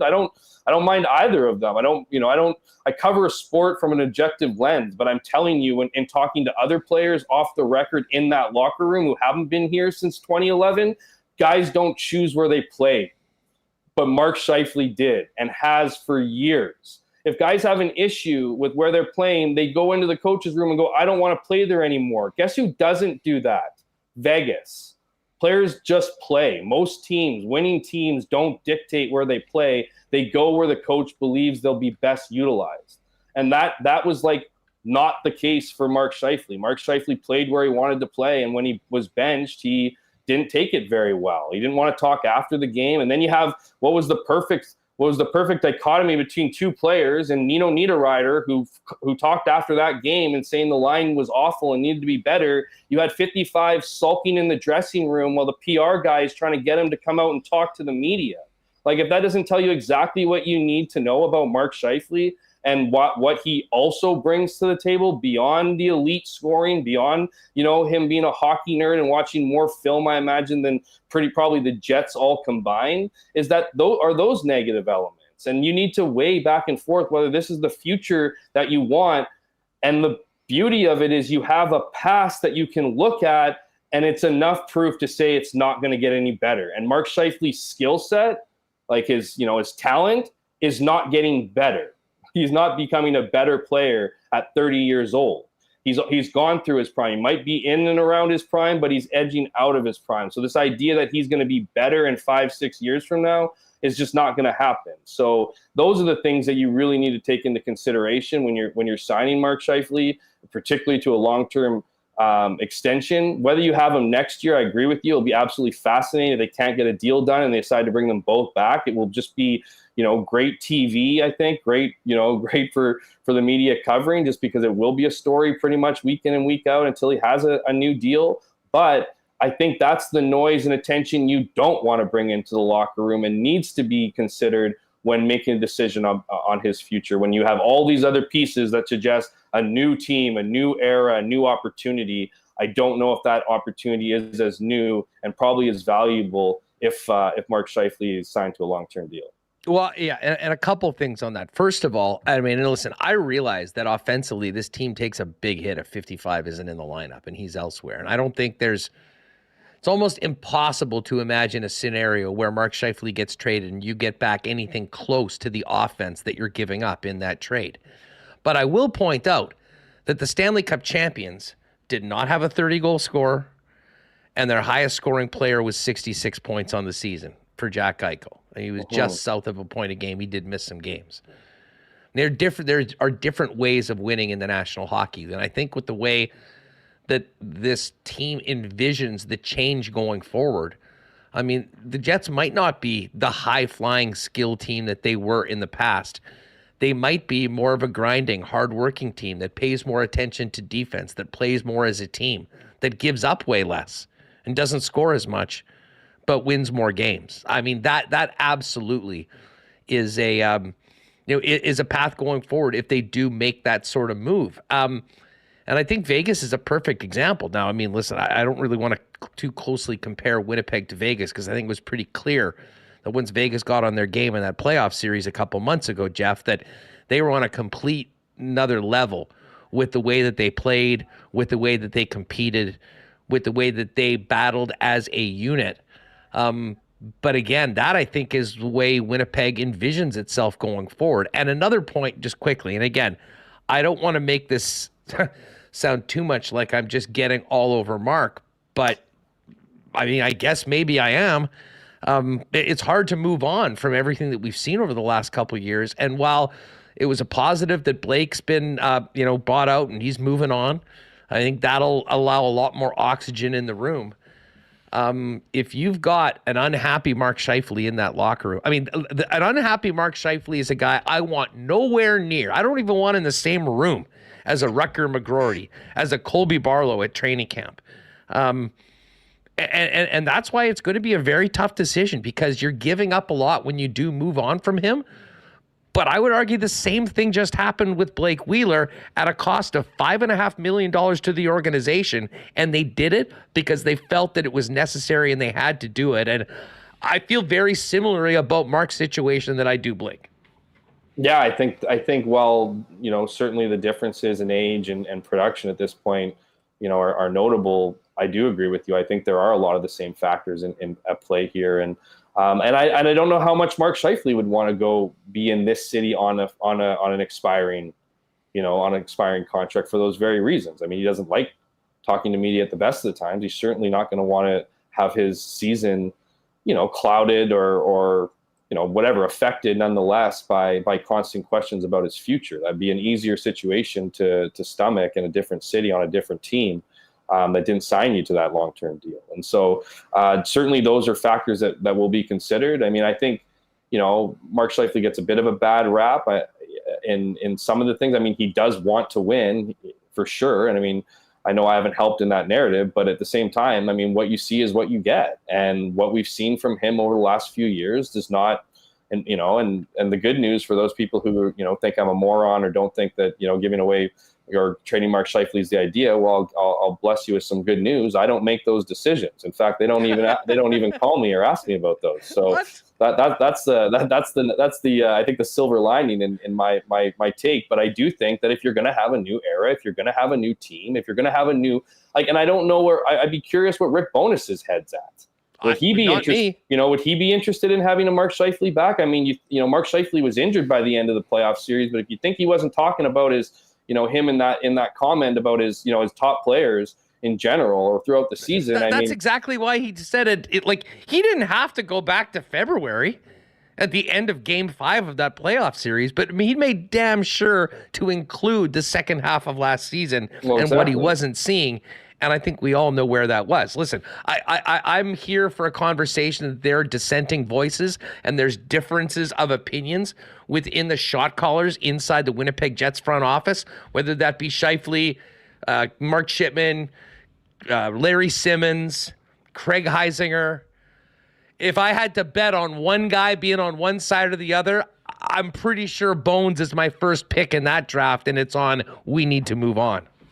And I think that's probably it. Now, that being said, I don't think Rick would be the kind of guy. Rick's the kind of guy who will work with whoever he gets. And if Mark Scheifele's part of this team, he'll be, I think he'll be ready for that and willing to work around Mark. There's absolutely no, no concern there. But we'll see what happens here. I think this is going to be an exciting summer, and I do believe that Mark Scheifele will be on a different team come spring or come fall. Yeah, well, and listen, I mean, Boston's such an intriguing situation right now, with where they've sort of been left. They're progressing forward as if they're not getting Bergeron or Krejci. They got Morgan Geekie. Bertuzzi ended up going to the Leafs on a one-year deal, on a deal that they probably could have afforded, but they never really got to that point talking about a shorter-term deal. And he's now in Toronto. I would say the Bruins situation as it pertains to a player like Scheifele. And I saw Mike Grinelli, he was a big Boston guy from Spittin' Chicklets, tweeting out a picture of Scheif. I think that sort of conversation and really pressure on Don Sweeney to do something to get a player like that is going to increase over the next little while. And to me, of any team in the National Hockey League, that's the one that seems to have the biggest need, that makes the most sense. Although I'm still not sure what the return would be coming back. And we often think about strengthening the blue line, Jeff. But the one thing that hasn't changed very much is that we still have a very crowded blue line, as up until this point, none of the guys that have been with the Winnipeg Jets have moved on. And, of course, you've got Declan Chisholm, who's no longer waivers exempt. You've got Ville Heinola knocking on the door. You would think that something has to give there as well. And I think normally if you were making a trade with Mark, that might be an area, if there wasn't a center prospect or a center player that came back that makes sense, a big guy that maybe plays the right side, great. I don't know how you do that right now, just considering the numbers and obviously all the other contracts that we've got. Yeah, it's an interesting situation in Boston. I would I think they're probably assuming life without Patrice Bergeron and David Krejci, but I don't know if they've yet ruled it out. I think there's, and I'd be very curious. I mean, I know it took some convincing last season to get them back, but I'd be curious to know what those feelings are being bounced in the first round after such an incredible regular season. What that might do as far as wanting to end your career on whatever, on in this case, a very, very high followed by an extremely low, note. I wonder if that might not be enticing to have them back for another season to try to rectify that.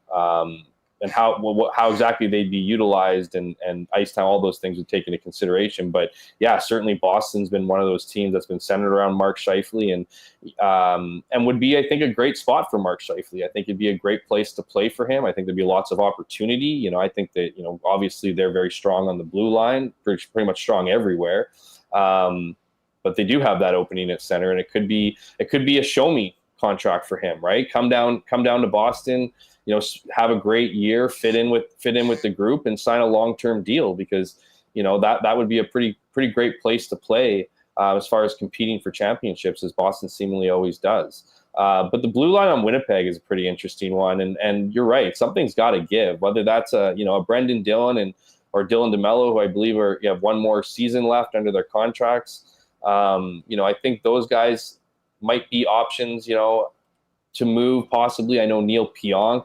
I'd be curious what kind of appetite teams would have for him. I know there's a section of Jets fans that would love to see Neil Pionk, play somewhere else. Well, there are also obviously some that certainly appreciate what he did for the Jets so far. But yeah, something's got to give. Declan Chisholm needs to he's not going to be waivers exempt next season. Ville Heinola, I mean, does he ever get an opportunity, or is this just a sick joke that's going to go on for another year? Is he going to get any opportunity up at the big club or get traded? I mean, these are all pieces. How about does Ville Heinola really take opportunity and make the most of it? And no, make it for sure. And let's not get into a Ville Heinola debate.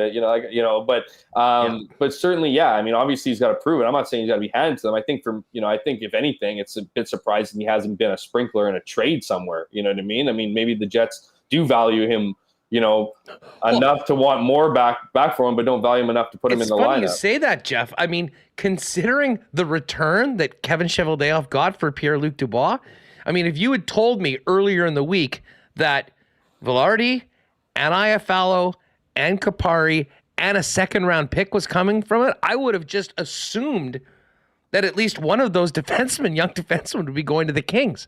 Right. I'm still sort of surprised that all came back and it was only Pierre-Luc Dubois coming off the roster. So those players are assets. And if you are going to move on from one of them, whether it's now, summer, closer to the deadline, there will be something back. Hang tight, because we do got to get to the Bombers. And we'll have a little bit more on free agency at the end of the show. But hey, every time we talk Bombers, we do it for Princess Auto. Of course, the Bombers are at home again on Friday. Make sure you get out early, 5:30 p.m. The Princess Auto tailgate zone outside the stadium gets going. Great entertainment. DJ Finesse will be playing. $3.50 pop and hot dogs, $5 beers. The OB pre-game show. Some prizes and activations from our friends at Princess Auto. Get there early. Princess Auto tailgate zone. Of course, Princess Auto, proud sponsors of the Blue and Gold and your boys here at Winnipeg Sports Talk. Check them out online at princessauto.com. Our friends at Consolidated Supply are the leaders in irrigation systems, artificial turf, and golf carts, both new and used, as the exclusive club car dealer in Manitoba. They've also got other great options for your property, including hot tubs and amazing outdoor kitchens.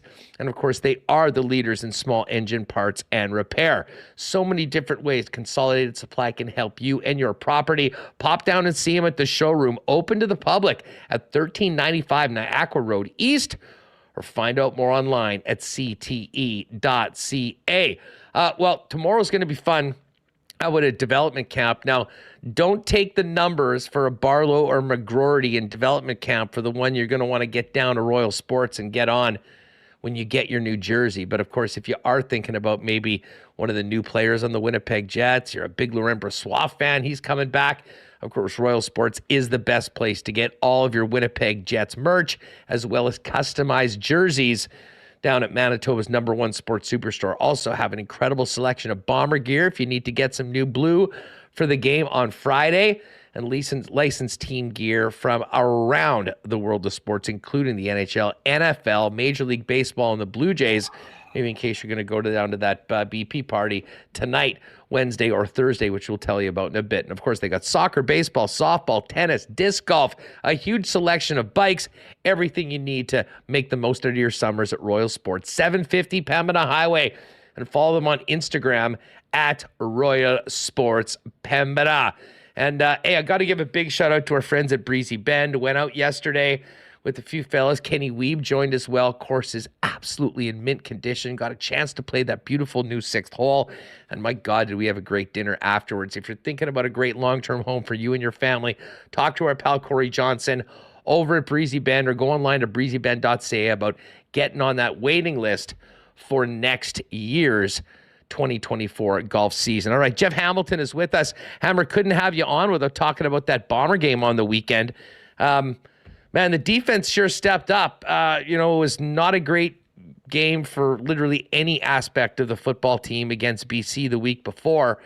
A lot of long fields for the Bombers, so the points maybe weren't there, but holy smokes, Jackson Jeffcoat made his return to the lineup known, and Willie Jefferson had a monster day as well. What did you make of a 3-point game on the other side of the football in the Bombers' 17-3 win?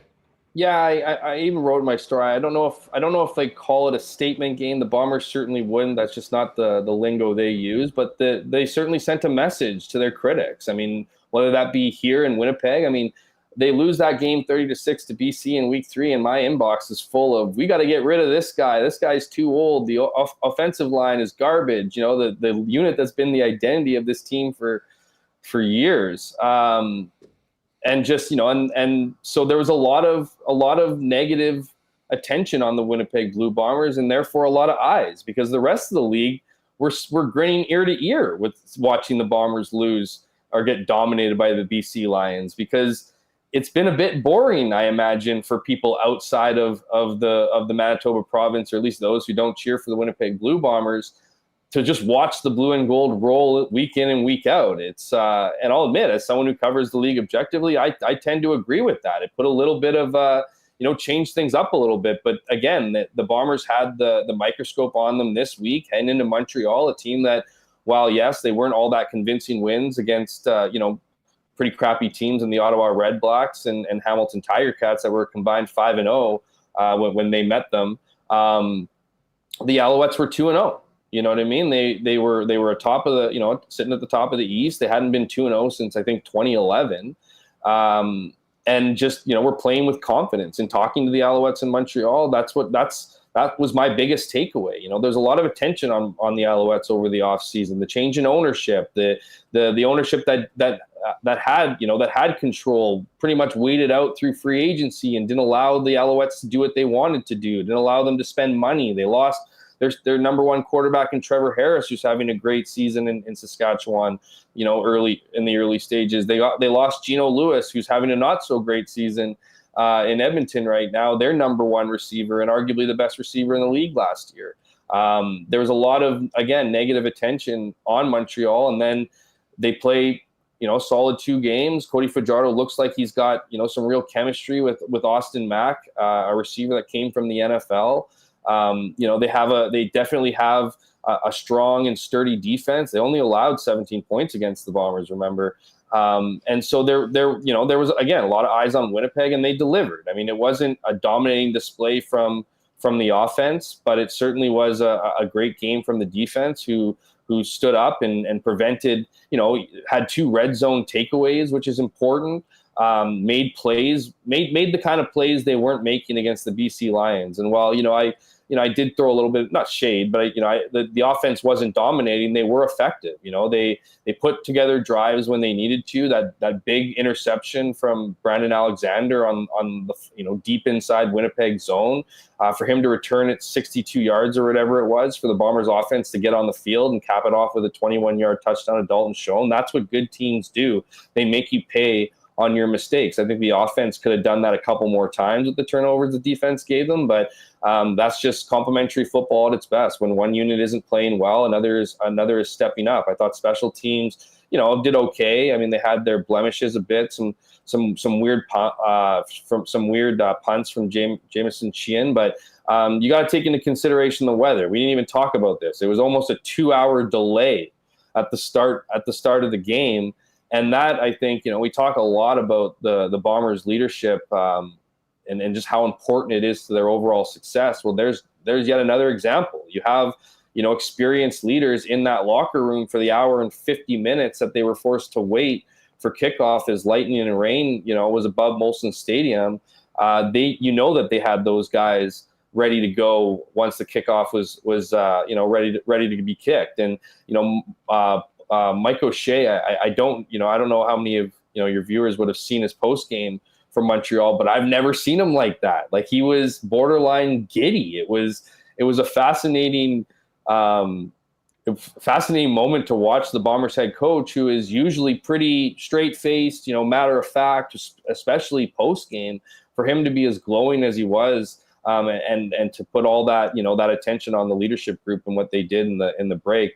I just think overall it was, what it comes down to is mission accomplished. And I think those voices that were, those critics of the Winnipeg Blue Bombers have dampened now that they got the business done in Montreal. Well, I mean, listen, I'll give people credit. I didn't think there were massive overreactions here in the WST chat. But it was just so strange to see the Bombers get whooped the way they did at home against the British Columbia Lions. And I think everyone expected this would be a better performance coming back into Montreal. And you mentioned, that delay was tough on the players. It was also tough for a lot of people that are out at Canada Day celebrations that had an extra 2 hours to pregame before a later kickoff, and how that handled some of the watch parties around the city. But they certainly did play better. The offensive line certainly stepped up more than, and they had to, based on what we've seen and what Montreal's front has done in the past.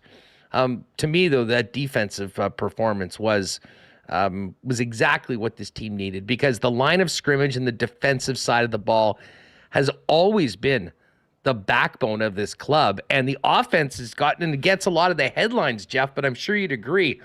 When it all comes down to it, the Bombers have leaned on the line of scrimmage and winning that line of scrimmage and getting big plays from their playmakers on defense. That has really, to me, been the catalyst of this incredible amount of success they had. And they seem to get back to that on the weekend against the Alouettes. Yeah, absolutely. And as you mentioned off the top of this conversation, getting Jackson Jeffcoat was a big deal. I mean, it allowed, mind you, he was injured. Jackson was injured pretty early into week one. But that was the game that Willie Jefferson went off on. He had a great start to the season.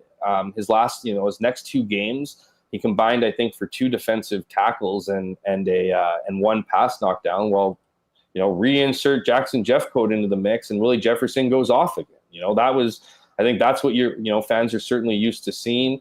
I thought that there was a great game interior. I thought the interior linemen on that front were also impressive, with Jake Thomas and Ricky Walker, making plays as well. The secondary was, had some great coverage, and that's the other thing. When the secondary has great coverage, that gives the opportunity for the D-line to get to Cody Fajardo, and we saw that on several different occasions. If it didn't result in a sack, it resulted in him kind of running for his life or ditching the ball, and that's, again, what we're looking to see when we watch the Bombers' defense. And on offense, too, you mentioned the offensive line. You're right. It was a big bounce-back game from giving up 7 sacks the week before.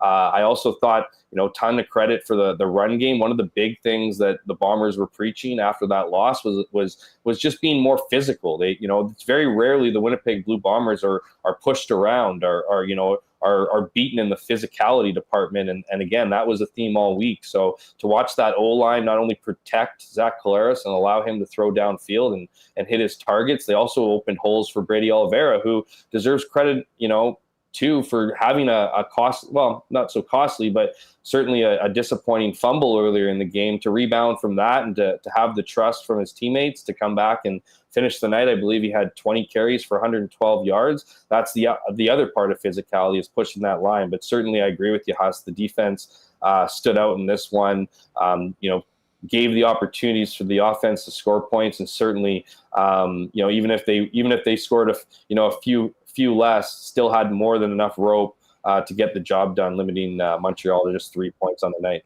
Well, I have no doubt that the Bombers will continue to try to build off that win on Friday. I have no doubt that the fans will be stepping up and will be accounted for on Friday and have a great time. What are you expecting from the visitors Friday night? Oh, the Calgary Stampeders, I think, are in trouble. I mean, they have been bitten by the injury bug. Jake Maier is not. I'm not saying he won't become the player that I think many people think he is, but he certainly has struggled with that lack of talent around him.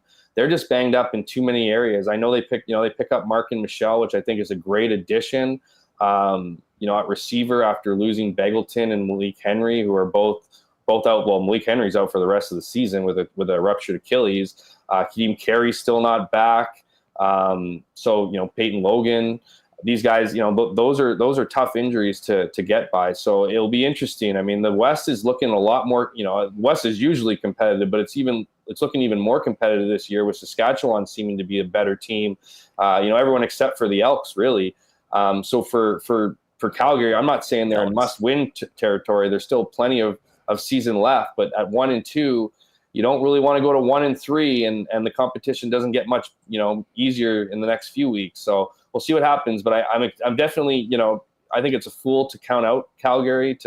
We know I don't know if you want to call it hatred. It seems too much, but we know the disdain that each coaching staff has for each other in Calgary. I think it's a competitive, good one, but it certainly exists. So they're going to be desperate times, desperate measures in Calgary, and Winnipeg will certainly be respecting their opponent, and especially after a loss like they had in BC. Hey, dude, just before we go, because we've got a special guest coming up in a second. It's been a minute since we saw the Elks play and lose again. But, man, it is just getting from bad to worse for that football team. And, listen, I feel Edmonton fans have been somewhat spoiled in our lifetime. I mean, they had the dynasty in the 80s. Then, of course, was the Oilers. But they are a well-supported team. It really does suck to see, what's happening with that team right now. That being said, watching it all be on the hands of Chris Jones maybe makes it a little bit easier. But how screwed is this organization right now? Because maybe explain to people, with the cap on management, like of coaches, he's the coach and the GM. It really doesn't sound like they have much options to blow it up, which this scenario maybe calls for, until like 2025 when he's off the books because of how much is owed to Chris Jones. Yeah, the best way to describe what's going on in Edmonton would be like watching a car accident in slow motion. It just seems like there is no way out for them.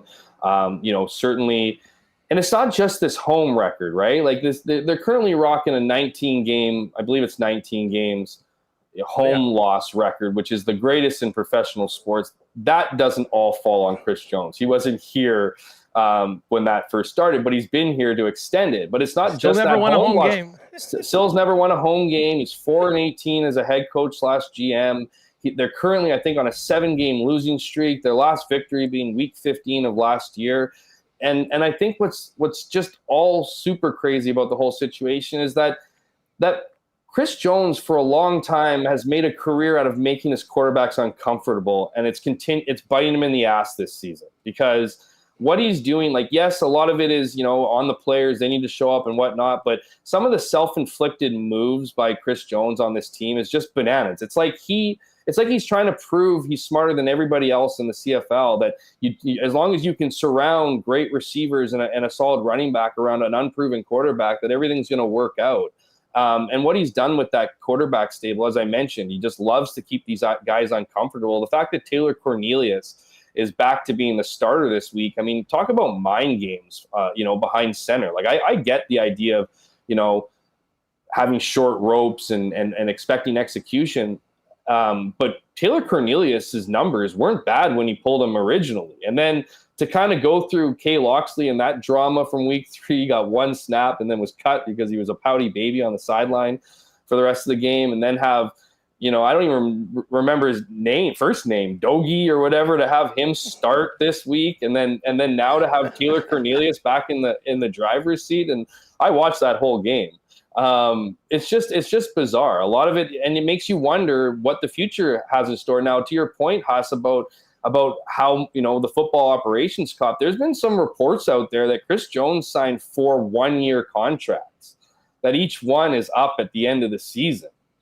So, and whether that is a team option year 3 or Jones's option for year 4 or vice versa, like, I think there is an exit strategy here for the Elks that won't cost them in football ops. And so, and if the season continues to go this, continue to go this direction, I don't know how and if it is 1-year deals, I don't know how Chris Jones sticks around. I mean, you can make the arguments like he's trying to create something here, a culture and yada, yada. And we saw it with the Winnipeg Blue Bombers under head coach Mike O'Shea, having a few tough years, right? 12 and 24, those first 2 years, and sticking with them in the importance of continuity.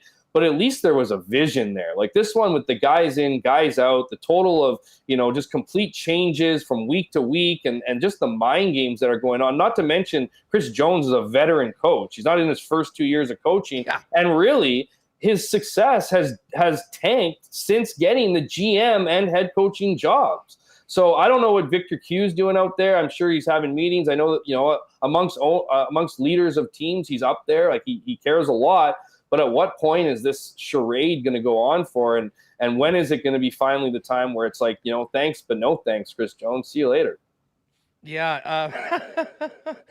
Listen, I'm here for it, but it is pretty sad, and it's not good for the Canadian Football League. Hammer, let's catch up later on this week. Have a great one. Welcome back to the Peg, and we'll certainly see you and all of your work all week in the Winnipeg Free Press, and catch at IG Field on Friday night.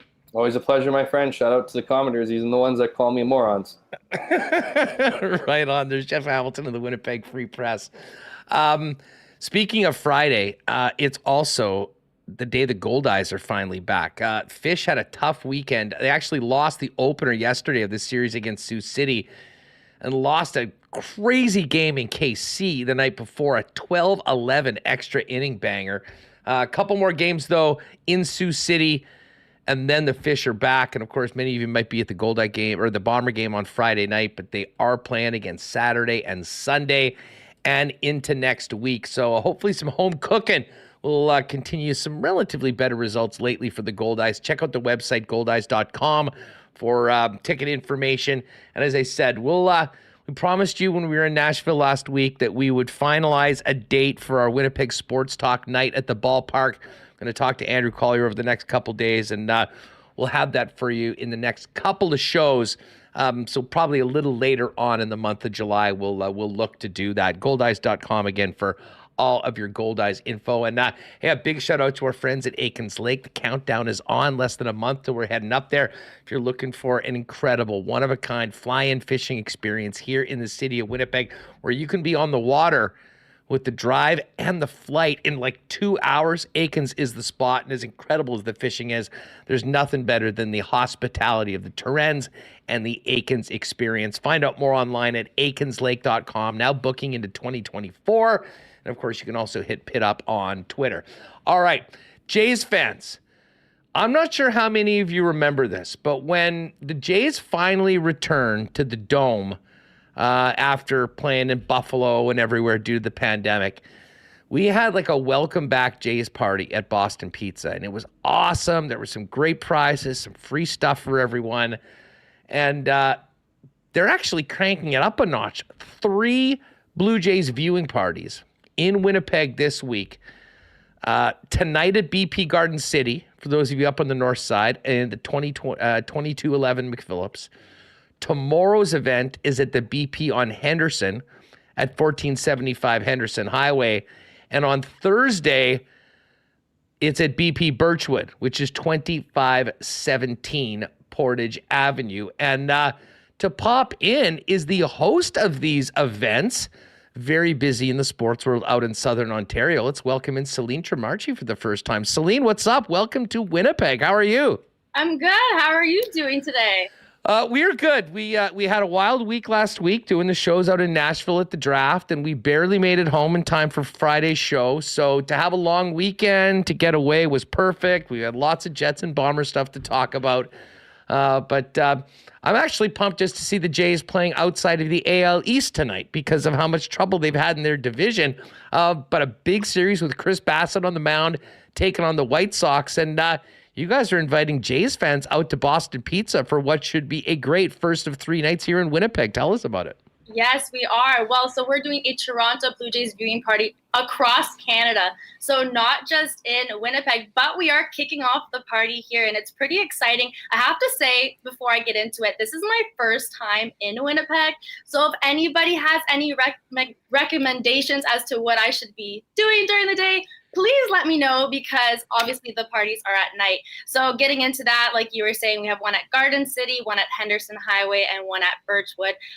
Expect an event, to say the least. We want to bring the entertainment atmosphere that you would get at a Jays game, hockey game, whatever it may be, to the restaurant of Boston Pizza. So we're going to be having 50-50 raffles where you can win 50% off of your bill. And I mean, in this economy, we like to save money, so it's a big thing. You know what I mean? Listen, Winnipeg is a town that loves a deal, and there's some great deals involved with this that I know you can get out. But you tell 50-50 and someone's going to get their bill cut in half, they'll be all in on that, to say the least. You have to. And I mean, the more you order, the more chances you have to get 50% off your bill.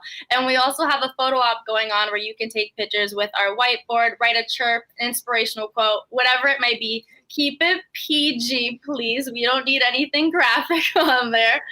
Post it and we'll repost some of our favorite. We also have 2 alcohol samplings going on with Corby's and Labatt. So we have Polar Ice Berry Blizzard, which looks so yummy. And of course, we have Classic Bud and Budweiser. So when you come to the restaurant, you should receive 2 tickets.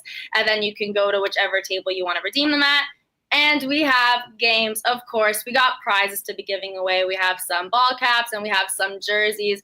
And the games include, we have a Who Am I, trivia, and we wanted to spice things up and get people more interactive with this. So I thought of a best announcer. So I'm going to throw out a memorable call, and 3 people have to say the exact same call, but whoever does it the best gets to go home with a prize.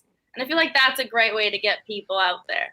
I love it. I love it. So the Blue Jays viewing parties at BP, you got a pretty good slate for a thing. And hey, listen, everyone loves a good deal. Everyone loves a couple free cocktails or drinks. So you know where to do it, folks. Garden City BP tonight.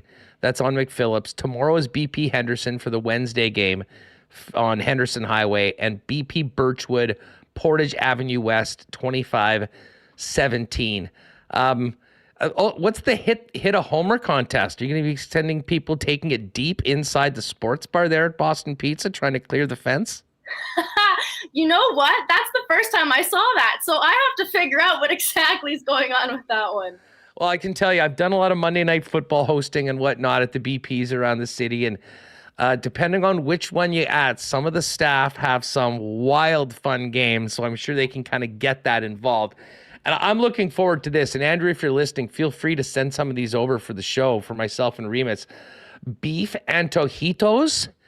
And I got to tell you, I'm a big Korean chicken sandwich guy. The barbecue chicken Korean sandwich looks good. And you just mentioned that Berry Blizzard cocktail. So a little bit of a new summer feature menu for our friends at BP. And we need to get these Jays back in the win column right now after a tough weekend. Hopefully you can be the good luck charm to Winnipeg Jays fans, Celine, coming here for this event beginning tonight.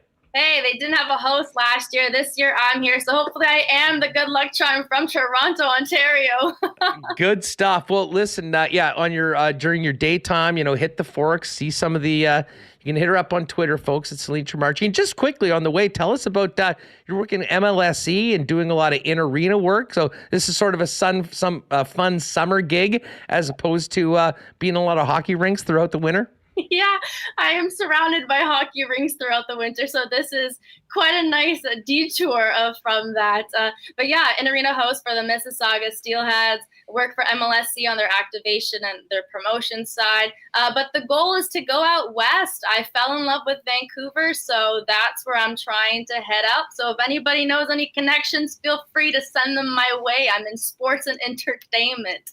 Hey, you're going to have such a damn good time in the Peg that you're going to be hitting us up on WST in 3 days going, guys, keep me in mind if you hear of anything good in Winnipeg. Please do. It's too bad you won't be here Friday night, because I think you really would fall in Winnipeg if you had a night at the Bomber game out at IG Field. Little different than what you get out in Southern Ontario, at least in Toronto. Ticats fans, they know how to party. They'll put it up. Listen, folks, get out there tonight, tomorrow, and Thursday.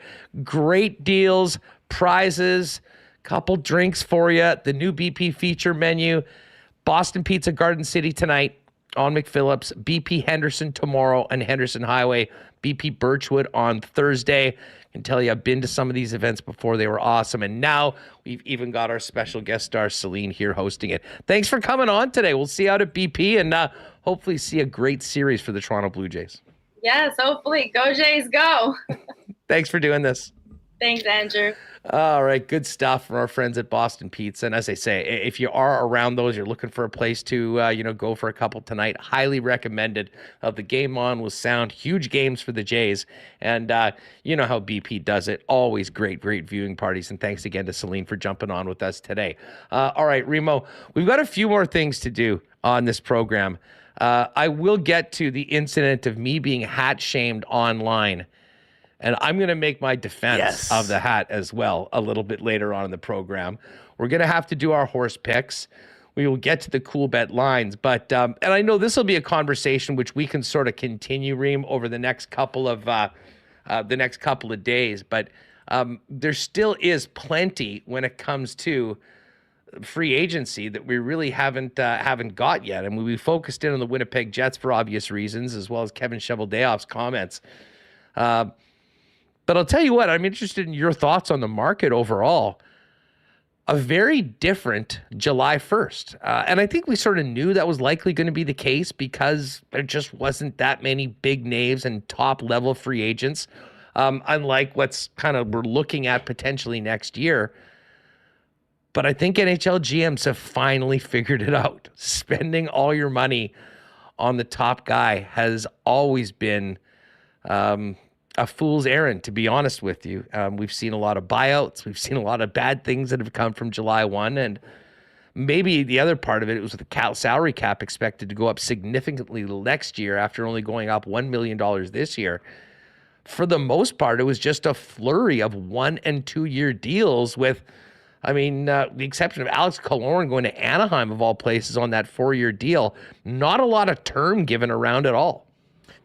Yeah, I think the salary cap not going up has kind of squeezed the players, and a lot of teams are up against it and aren't in a position to give out big deals. And I think for players, they know the cap's going up, so maybe there's going to be more money available in the future. I think GMs are definitely realizing that the way the system is set up, I think, kind of screws over the players. By the time you're able to become a free agent, you're out of your prime. You're like 27, 28, depending on if you've had 7 years in the league or not, or 7 years in the league or 27. And by that point, you've already had your best years. So we've seen in, the last couple of seasons that they're giving guys, used to do like bridge deals and RFA would be like, you got to earn the big contract. Now it's like, okay, you're paying for future performance instead of rewarding past performance. And you just see a lot of 1 and 2 year deals out there, low risk. The one deal that kind of sticks out is a guy who thought would get a longer term, Dmitry Orlov. He got $15 million for 2 years when, maybe he's thinking, there's going to be more money available. After that, I'll take big money for 2 years and then sign a longer term. That was one that stuck out. The one guy who got a 5-year, Sorokin got the 8 years, 66. That was the big one for the goalie. The one that was interesting, JT Compher getting a 5-year, $25 million contract from Detroit. And I'm not sure what Steve Yzerman, I was really high on him after what he did in Tampa, but you're signing all these like mid players to long-term deals. Sorry, Andrew Kopp and Ben Trott. I'm not sure how well it's going to work out for Detroit. I know part of that is they haven't won. They've finished near the bottom, but keep getting screwed on these lotteries. And you can't get the top players. They're not good at the lottery. There's no doubt about that. Yeah, they just need to improve their lottery skill. I'm curious about Detroit. That was one signing, but yeah, just not a lot of money out there. And I think teams are like, we can't really commit big dollars to any. And Michael Bunting was, maybe one of the top guys. He only got 3 years from Carolina, $13.5 million total. And the other guy getting a 3-year deal. Because not a lot more, Killorn got 4. Not a lot of multi-years. Evan Rodriguez, who we thought was going to get a big deal last year, he got 4 years, $12 million from Florida. The other one, and Ryan O'Reilly got 4 years, $18 million to Nashville, which surprised everyone following the Toronto Maple Leafs. He didn't want to stay in Toronto, basically. It just sounded like he didn't really have that. And I heard Elliot and Merrick talk about this. I'm not sure whether he really liked the spotlight as much. And there's some guys, Toronto's great for some guys. For some guys, it is suffocating. And all he needed to do is play a few weeks in a playoff run with the Leafs and realize, maybe I'll go to Music City. He's a big music guy too, isn't he? So he'll probably be like Although they got to watch that. Matt Duchene was the big country music guy, went there. They just bought him out. Maybe he spent too much time in the club watching great musicians than getting ready to play. Yeah, the one other 3-year deal. Yeah, I was surprised Luke Shen. Like, wasn't Luke Shen done like a couple years ago? Allegedly. And he's been hanging around and gets a 3-year deal from Nashville. Good for him, 8.25. But the one that was the shocker that everyone was talking about, Ryan Reeves getting a 3-year deal, 4.05 million total from Toronto. What, 36 years old? You know, a fourth line guy, doesn't play a lot. Good for him. I don't know, like, if it's gonna help the team. I saw an interview where he said he likes to plan the parties, likes to get everyone involved. I think maybe he'll keep you loose. He likes to read the lineup. I don't know about helping, you win hockey games and scoring goals. That's not really what he does. Sorry, Ryan. No, but he's a bit of a policeman, or not a bit of a policeman, a major policeman. And listen, I know there's different opinions on all of this, but it is very interesting to hear a lot of guys that have played and do play on the effect of Ryan Reeves on a team. And I can't say I would have been disappointed if he ended up as a Winnipeg Jet. I mean, I wouldn't mind having a guy like that on my team, with the likes of Kyle Connor and Nikolai Ehlers. And yeah, I know he's not going to be playing with those guys, but there is an element of intimidation and retribution in professional hockey. And, here in Winnipeg, I've not really had that. And I'm not saying that's why the team hasn't done better. And I'm not sure whether he's the key to winning a Stanley Cup or anything like that. But it's a long season. I think that there is an element that the Leafs feel like they certainly don't want to be pushed around or taken advantage of by other those teams. And, hey, listen, good for Ryan Reeves, who secured the bag on one final contract in the NHL. And again, it's a relatively low-cost deal. If they need to buy him out or waive him later on, I'm sure that they can do it. But in the meantime, he'll get a lot of camera time in Toronto. It's a perfect move for Reeves, who I'm sure will try and transition into some media gig or some sort of broadcasting thing. So, in some ways, he'll get he'll get an audition each and every day. The funny thing was how much oxygen and how much conversation there was of Leaf fans and people around hockey about this Reeves deal. When, to be honest, I thought Brad Treliving maybe had the best day of any in free agency on day 2, signing Max Domi to a 1-year deal at $3 million and Tyler Bertuzzi from Boston on a 1-year deal at 5.5. And listen, I like both of those players, would be totally into having either of those players on the Jets. But I thought what was so key about this, Remis, is the fact that Brad Treliving got them for 1 year. Like, to me, there's no bad 1-year deal. And again, I'm sure there can be a bad one. But no, there's not. For the most part, I mean, if it doesn't work, no big deal. At the end of the year, you're off of it. You can trade that player if you're not doing well. Those guys can be deadline deals and get some more assets. Considering where the Leafs are, and I know they've got, I can't even get into their cap situation right now, which is going to need to get clarified because they are over. But for me, they were a huge winner in getting Domi, and especially getting Bertuzzi from Boston after how badly Boston wanted to sign him. That was a real coup. And as much as some of Leaf Nation might have been bent about the whole Ryan Reeves episode, I think they're in a pretty good spot with Domi and Bertuzzi coming in on deals that they're definitely going to have to, have big seasons. This is when you want to have a big season, when the cap goes up next year, to get in on that free agency money and maybe a little more term on their next contracts. Yeah, I agree. That was the saying on the Illegal Curve Hockey Show. Drew would always say, no bad 1-year deals, and I agree. Nice for Tyler Bertuzzi. I think these guys are just waiting. I'm kind of surprised Max Domi couldn't get a multi-year deal. What he signed for a pretty low salary last year with Chicago, got traded to Dallas, had a really good playoffs. Nice to see another Domi in the lineup for the Maple Leafs. Another winner for me was Carolina. You got Michael Bunting, 3 years. Dmitry Orlov, 2 years. I'm curious what they do. If any other defense are going to be moving, but they did, and they secured their 2 goalies for pretty low salary, which we talked about early in their show. So I like Carolina. I'll give another one.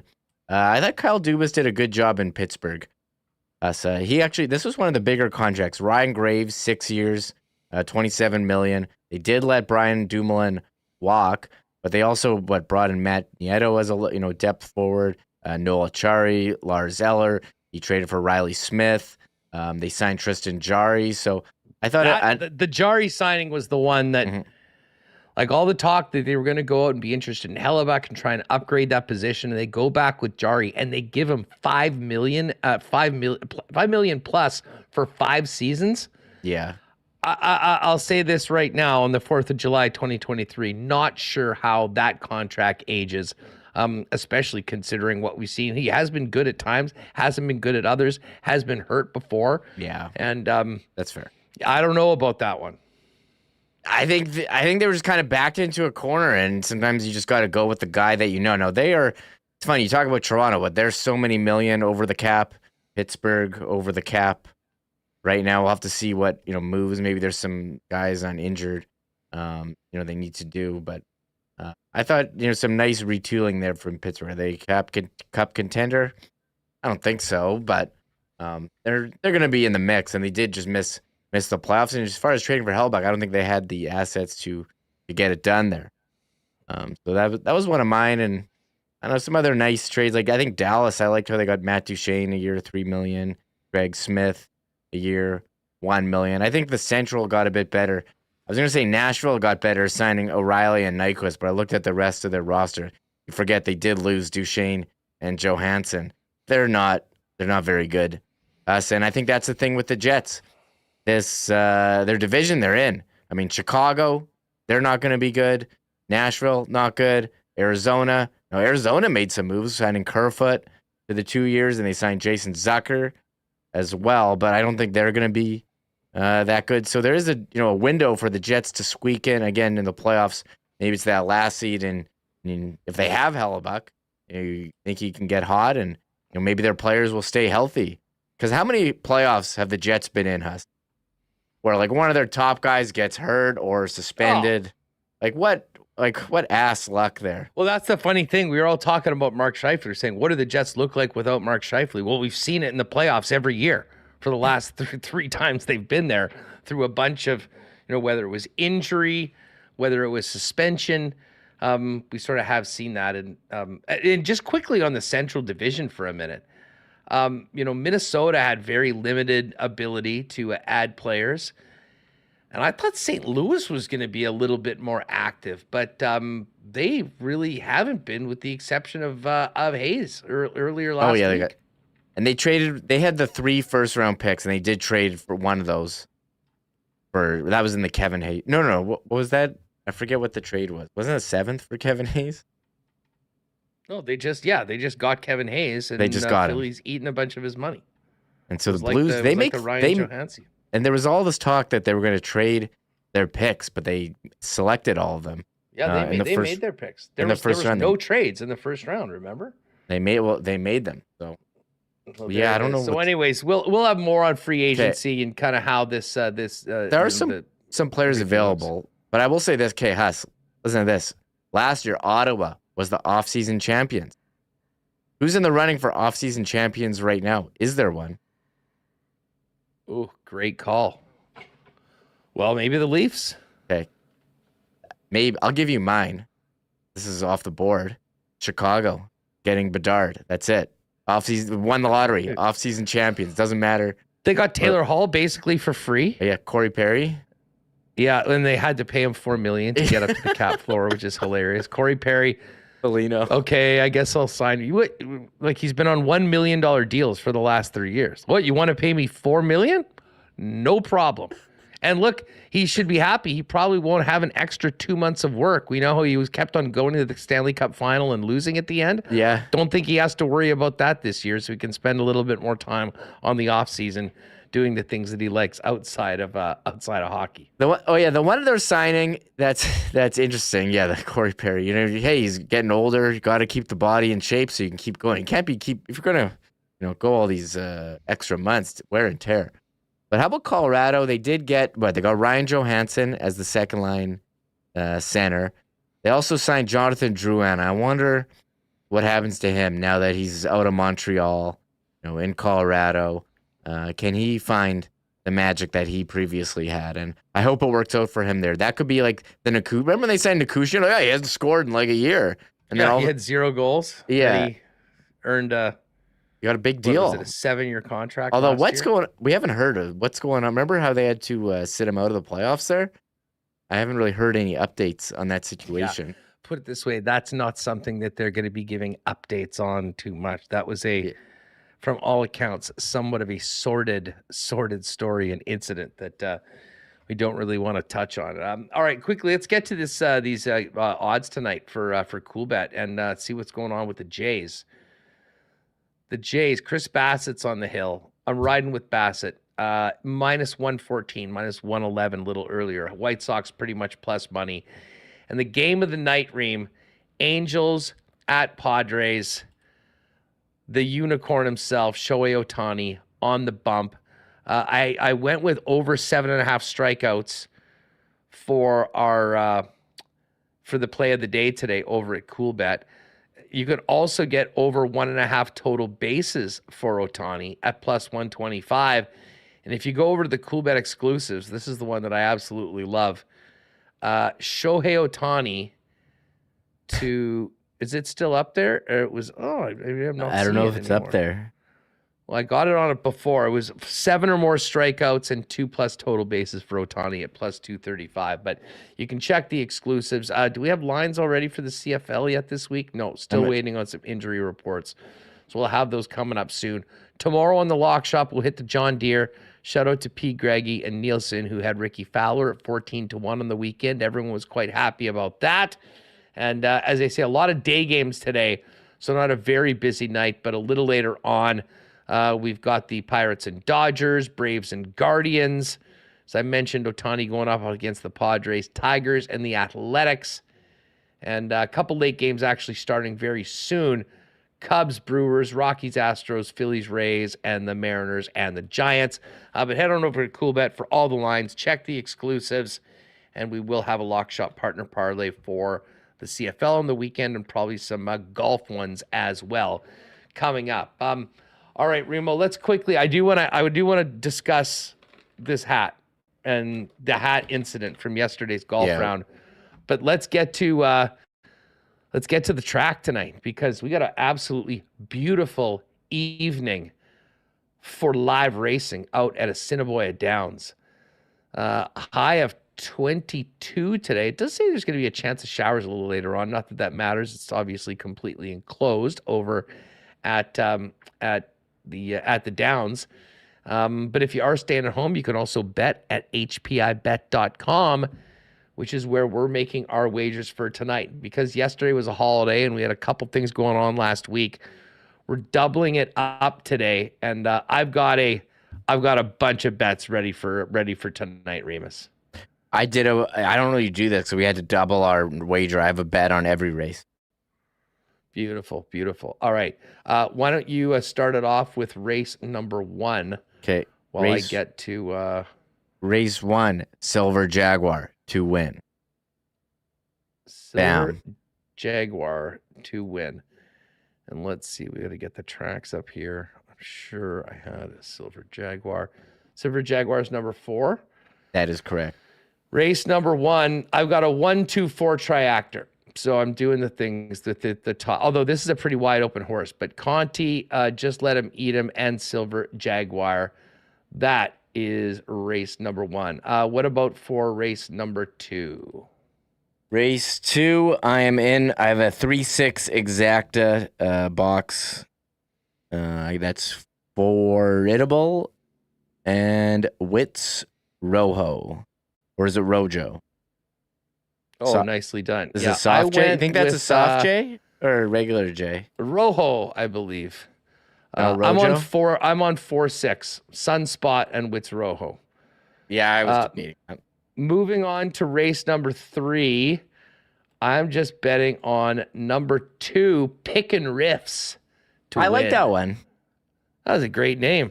I thought I have a Pickin' Riffs. I got a tractor box 1-2-6, Yellow Birdie, Pickin' Riffs, and Dancing in the Creek.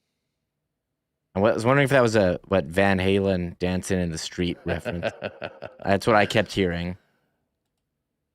Race number 4. I am just going to number 2 to win. That is Someone else. No. Sorry, that can't be right. Well, I got someone else to place number 2. So I'm going for betting on placing, Huss. I didn't used to do that, but I'm in now. I'm putting $5 on Buy Y'all, who we Buy love. Y'all's good too. Yeah, Buy Y'all is in on that. All right, race number 5. Yeah, I've just got a triactor box on this one. 3, 5, and 6. Maybe sometime really slow, a favorite of ours, and Bottle of Smoke. Okay, I clearly can't read. Otherwise I would have bet really slow. But E2 Babu, I'm in on to win. I like that one. I've been on that one before. Didn't pick him today. Went with really slow. And then race number 6, I have 2 bets on this one. I've got a $10 on number 1 Double Barrel Elite to win. Yeah, and then I've done a triactor box, and it's not the same one where they can go in. One has to win. Yeah. And then I've boxed 4, 5, and 7. Okay, I like that. 4, 5, and 7, 2, 3, 2, 3, 2, 3, any Duray. But no, I need to ride with my number 1. So my biggest move all year is on Double Barreled Elite today with Cavion Chow. Now that's a really heavy favorite. So even if it wins, I'm curious what that would pay. But I'm going. Well, I've got 1-1. So yeah, I've got all night is my pick. That's mine to win. Nicely done. And then what about 4? Or what about race 7? I don't have race 7. Race 7, I have horse 1 to win. Lipstick Lady. That's what I'm picking to win. Oh, Artesian Dancer. I like That's that a good one too. Lady Nyla's back. I like Canterbury Gold. Man, I was out at a Canada Day party on Saturday, and a couple of the guys that I was with have some horses, and a hilarious story basically came out of, or one of the guys there had bought a horse 2 weeks ago. And it happened to be, they claimed it in one of the claiming races from one of the other guys that were at the party. Yeah. And then it ran the next week and won, and then got claimed again. So they basically owned this horse for 1 week. It ran 1 race, it won. And they made a point of showing the race again up on the big screen. And our pal Neil, the former owner of the horse, was not too pleased with the touchdown dance that he and the fellas were doing around them. Maybe we should get a couple WST horses. We're involved in the auto racing scene, Remis, with Delane Racing. Maybe we could get a syndicate together of a few horses down at the Pony. Maybe we could buy Y'all, our favorite. Well, what about that horse that won the Kentucky Derby? Like, you can get fractional ownership now. Maybe we could buy in. But speaking of Delane Racing, he won again. We said on Friday he won Thursday at Victory Lane Speedway. Yeah, he just won in Kenora, Lake of the Woods Speedway on the weekend. So he's on a heater. Delane Racing, Rick Delane. Nice. All right. Hey, by the way, I got to give a shout out to Little Brown Jug. Popped in to the brewery on the weekend. Had a couple patio beers. God, that new patio was amazing. And I had my favorite generic, but they've got a new sour beer that's really popular there going on right now. And this weekend, it'll be the Folk Fest Lager that's pouring because, of course, Little Brown Jug, big sponsor of the Folk Fest. And check out littlebrownjug.ca and their socials for contests potentially coming up to get you to the Folk Fest a little later on this year. All right, Reem, yesterday, golfed with a couple of my friends and Ken Weeb. And I was giving a shout out to our friends at Breezy Bend. If you want to bring the picture up right now, we can get to this. I have been hat shamed repeatedly over the course of the last 24 hours. And I have not had this much run on anything that I've had in a long run. Here's some of the, so there is the hat. Paul Edmonds first said that he thought the brim was very flat. frankly, it's not flat, not compared to the snapbacks. Like this one that I'm wearing right now is more of a flatter brim. Here, for the podcast listeners, do you want to describe the hat? Yes. Okay. So it is a text. It's got Jets, Jets. It's navy blue. It's a nice breathable cotton hat. Jets. And then on top of it, in sort of a blue line, Winnipeg with a couple lines on top of it. Now, that's all you can see in the picture. Looks like there's a Jets logo. Before I show it, I just want to give some of these contents, these comments. I said, I'm getting hat shamed. The real Ron Murray, they're not wrong. RD, as you should. It's horrendous. MJ, I don't mind it. It seems they may want you to upgrade their hat. Dwayne, that's so funny. Oh man, not even hats are saved from the hecklers. Johnny Reality, yikes, that quite the unit. Shout out to Lone Courier, said, not gonna lie, I kind of like the hat too. Dollar Store, LOL. Is that even NHL branded? As you should. Well, come on, it's well deserved, but you are repping the local team, so you're totally forgiven. Chris said, ironically enough, I love the hat. Jay Boas, nice change of pace from Lawless ragging you on your glasses. Annie McNeil, rightfully so, and Andrew B, it's got character, Huss, I believe. All right, Remo, here, this is the hat in the picture. This is the hat as it pertains. Now, people think that this was some Walmart bargain bin one. This is actually a brand new Fanatics hat that I think I got at a game towards the end of the season because I needed a new hat. So there you are.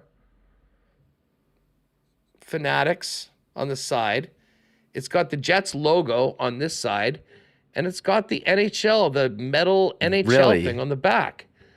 So put it this way. This just goes to show that Fanatics, authentic pros, you know, they certainly don't cost a bargain bin price. And when they are, you get shamed. Like what is the issue with this hat, Pete? It's a terrible hat. What? Okay, I agree. Your take on it. Why? Is it the actual? It looks like a knockoff. It looks like a knockoff Jets hat. Like that's not even the Jets like actual font. Like it's a terrible. Like I don't know. The brim is like, man, it just doesn't look like. It seems like it's a little bit of a bigger bill. I will say that.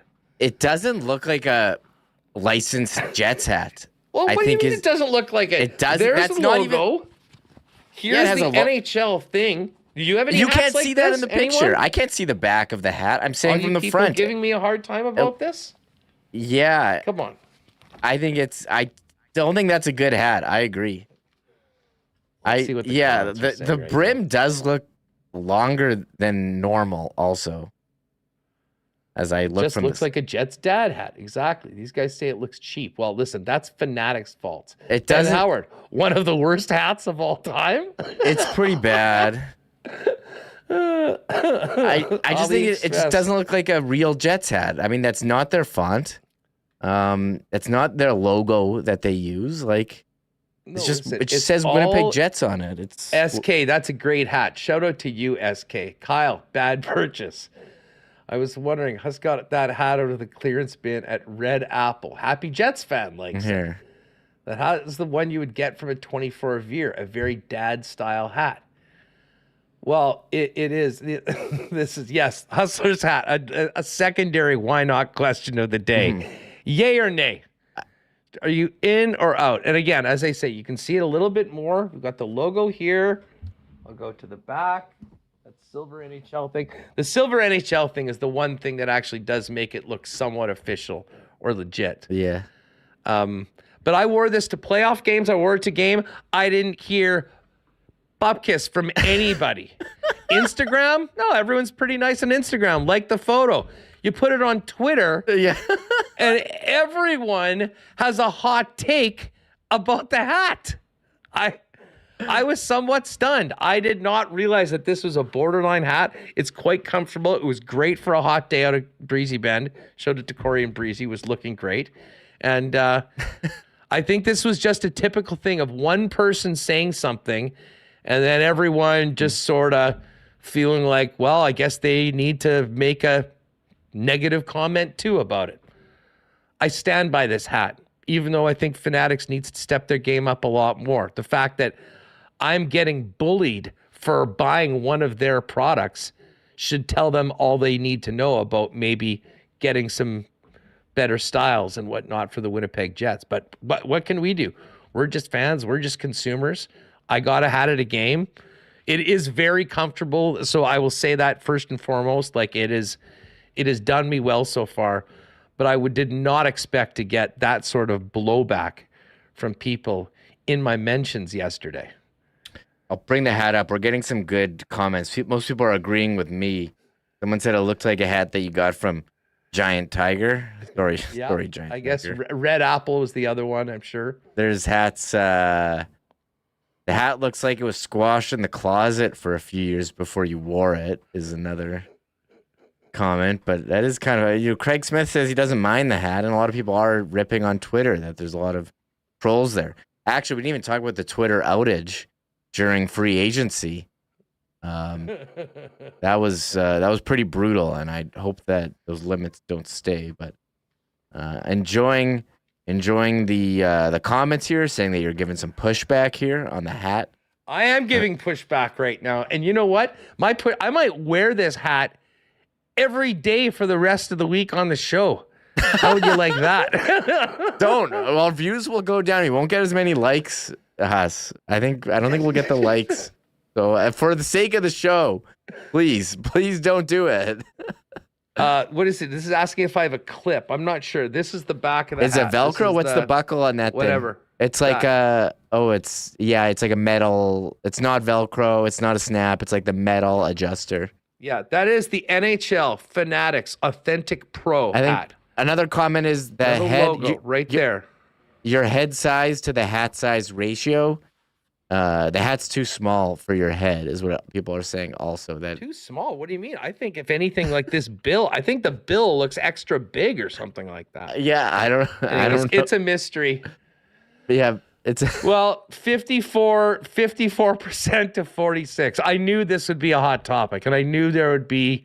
It would probably be very close to even on both sides. Because again, like Twitter, all the wise guys that always have shit to say negative, like they're the loudest ones, and then everyone else is going, oh, no, that's a pretty nice hat, Huss. They don't feel the need to comment on everything. Way to go. All you hot takers, negative, don't go down. Listen, there's a lot of people that support this hat as well.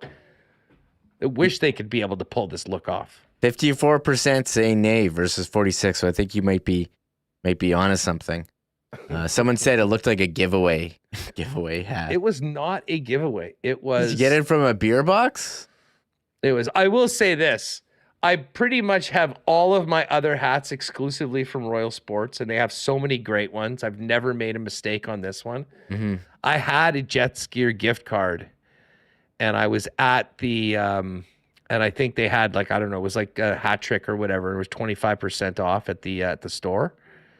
So I went in, and this is when I got this. I got this at the Jets Pro Shop.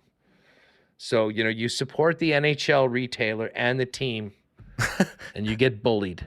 You get bullied online and hat shamed. This is a good comment. Atrocious. Left for Dead says, it looks like the hat the kid wore in the movie The Sandlot. Remember the kid, Smalls, he wore that hat, and Benny the Jet Rodriguez had to give him a really nice, real baseball hat? How about Royster? The hat has turned Huss into sus. Well, the Yays are creeping up. It's 49-51. We're getting to 50-50 here on the hat. So I don't think it says exactly. This is just a typical story of Twitter. How loudmouth people complaining about everything. You think, wow, everyone thinks that. And then when you actually talk to everyone, you realize, no, those people aren't the majority. They're just the loudest.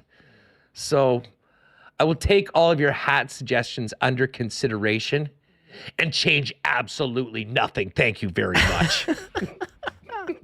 Okay, wait. Someone says I have to read Nicole. Apparently Nicole's got a big chirp who's in here all the time. I couldn't see it, but people are telling me I'm missing out on this one. I can't.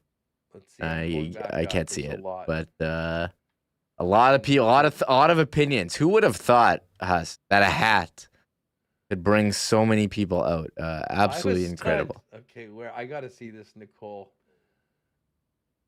Nicole has a tweet. I can't This is part of the reason why, folks, you got to get here. You got to join us live on YouTube, because this is where the fans come together. Nicole J, if someone scored a hattie, you wouldn't think twice about throwing that one. That's the extra hat that you bring to the game. I know there's people out there that do bring an extra and saying, "Oh, Yin says did a T-shirt come with the hat." It is a Fanatics hat. Yes, of course it is a Fanatics. And it's the only Fanatics hat I have. That's pretty good. This was not a unanimous poll. It was 50-50, although I'm sure all of you hot takers on the negative side would love to think that everyone agrees with you, but guess what? They don't. Geez, we've gone long. Yeah. I knew this would be a hot topic on the program. One more before we go. This was the fire Twitter fight over the weekend. I guess Frank Saravalli was on the Nasty Knuckles podcast. That's with Riley Cote and I forget someone else. At Flyers podcast. Not Raw Knuckles? No, this is Nasty Knuckles. Raw Knuckles is with Tim and with Stapleton and Nyland. Yeah. No. This is. Did he delete the tweet? There's multiple Nasty Knuckles. No. One's Raw Knuckles and there's Nasty Knuckles. Yeah, Knuckles. Yeah, okay. Yeah. But anyways, Kurt Overhart entered the chat. Yeah, I think Frank deleted the tweet. Good thing I screenshotted it. Hold on.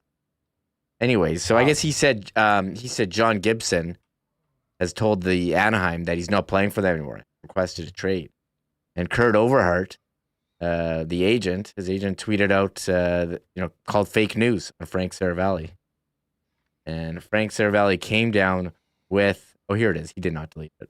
Came down with a hammer, saying, "Hey Kurt, do you remember the last time you attempted to claim my reporting was false? All the best."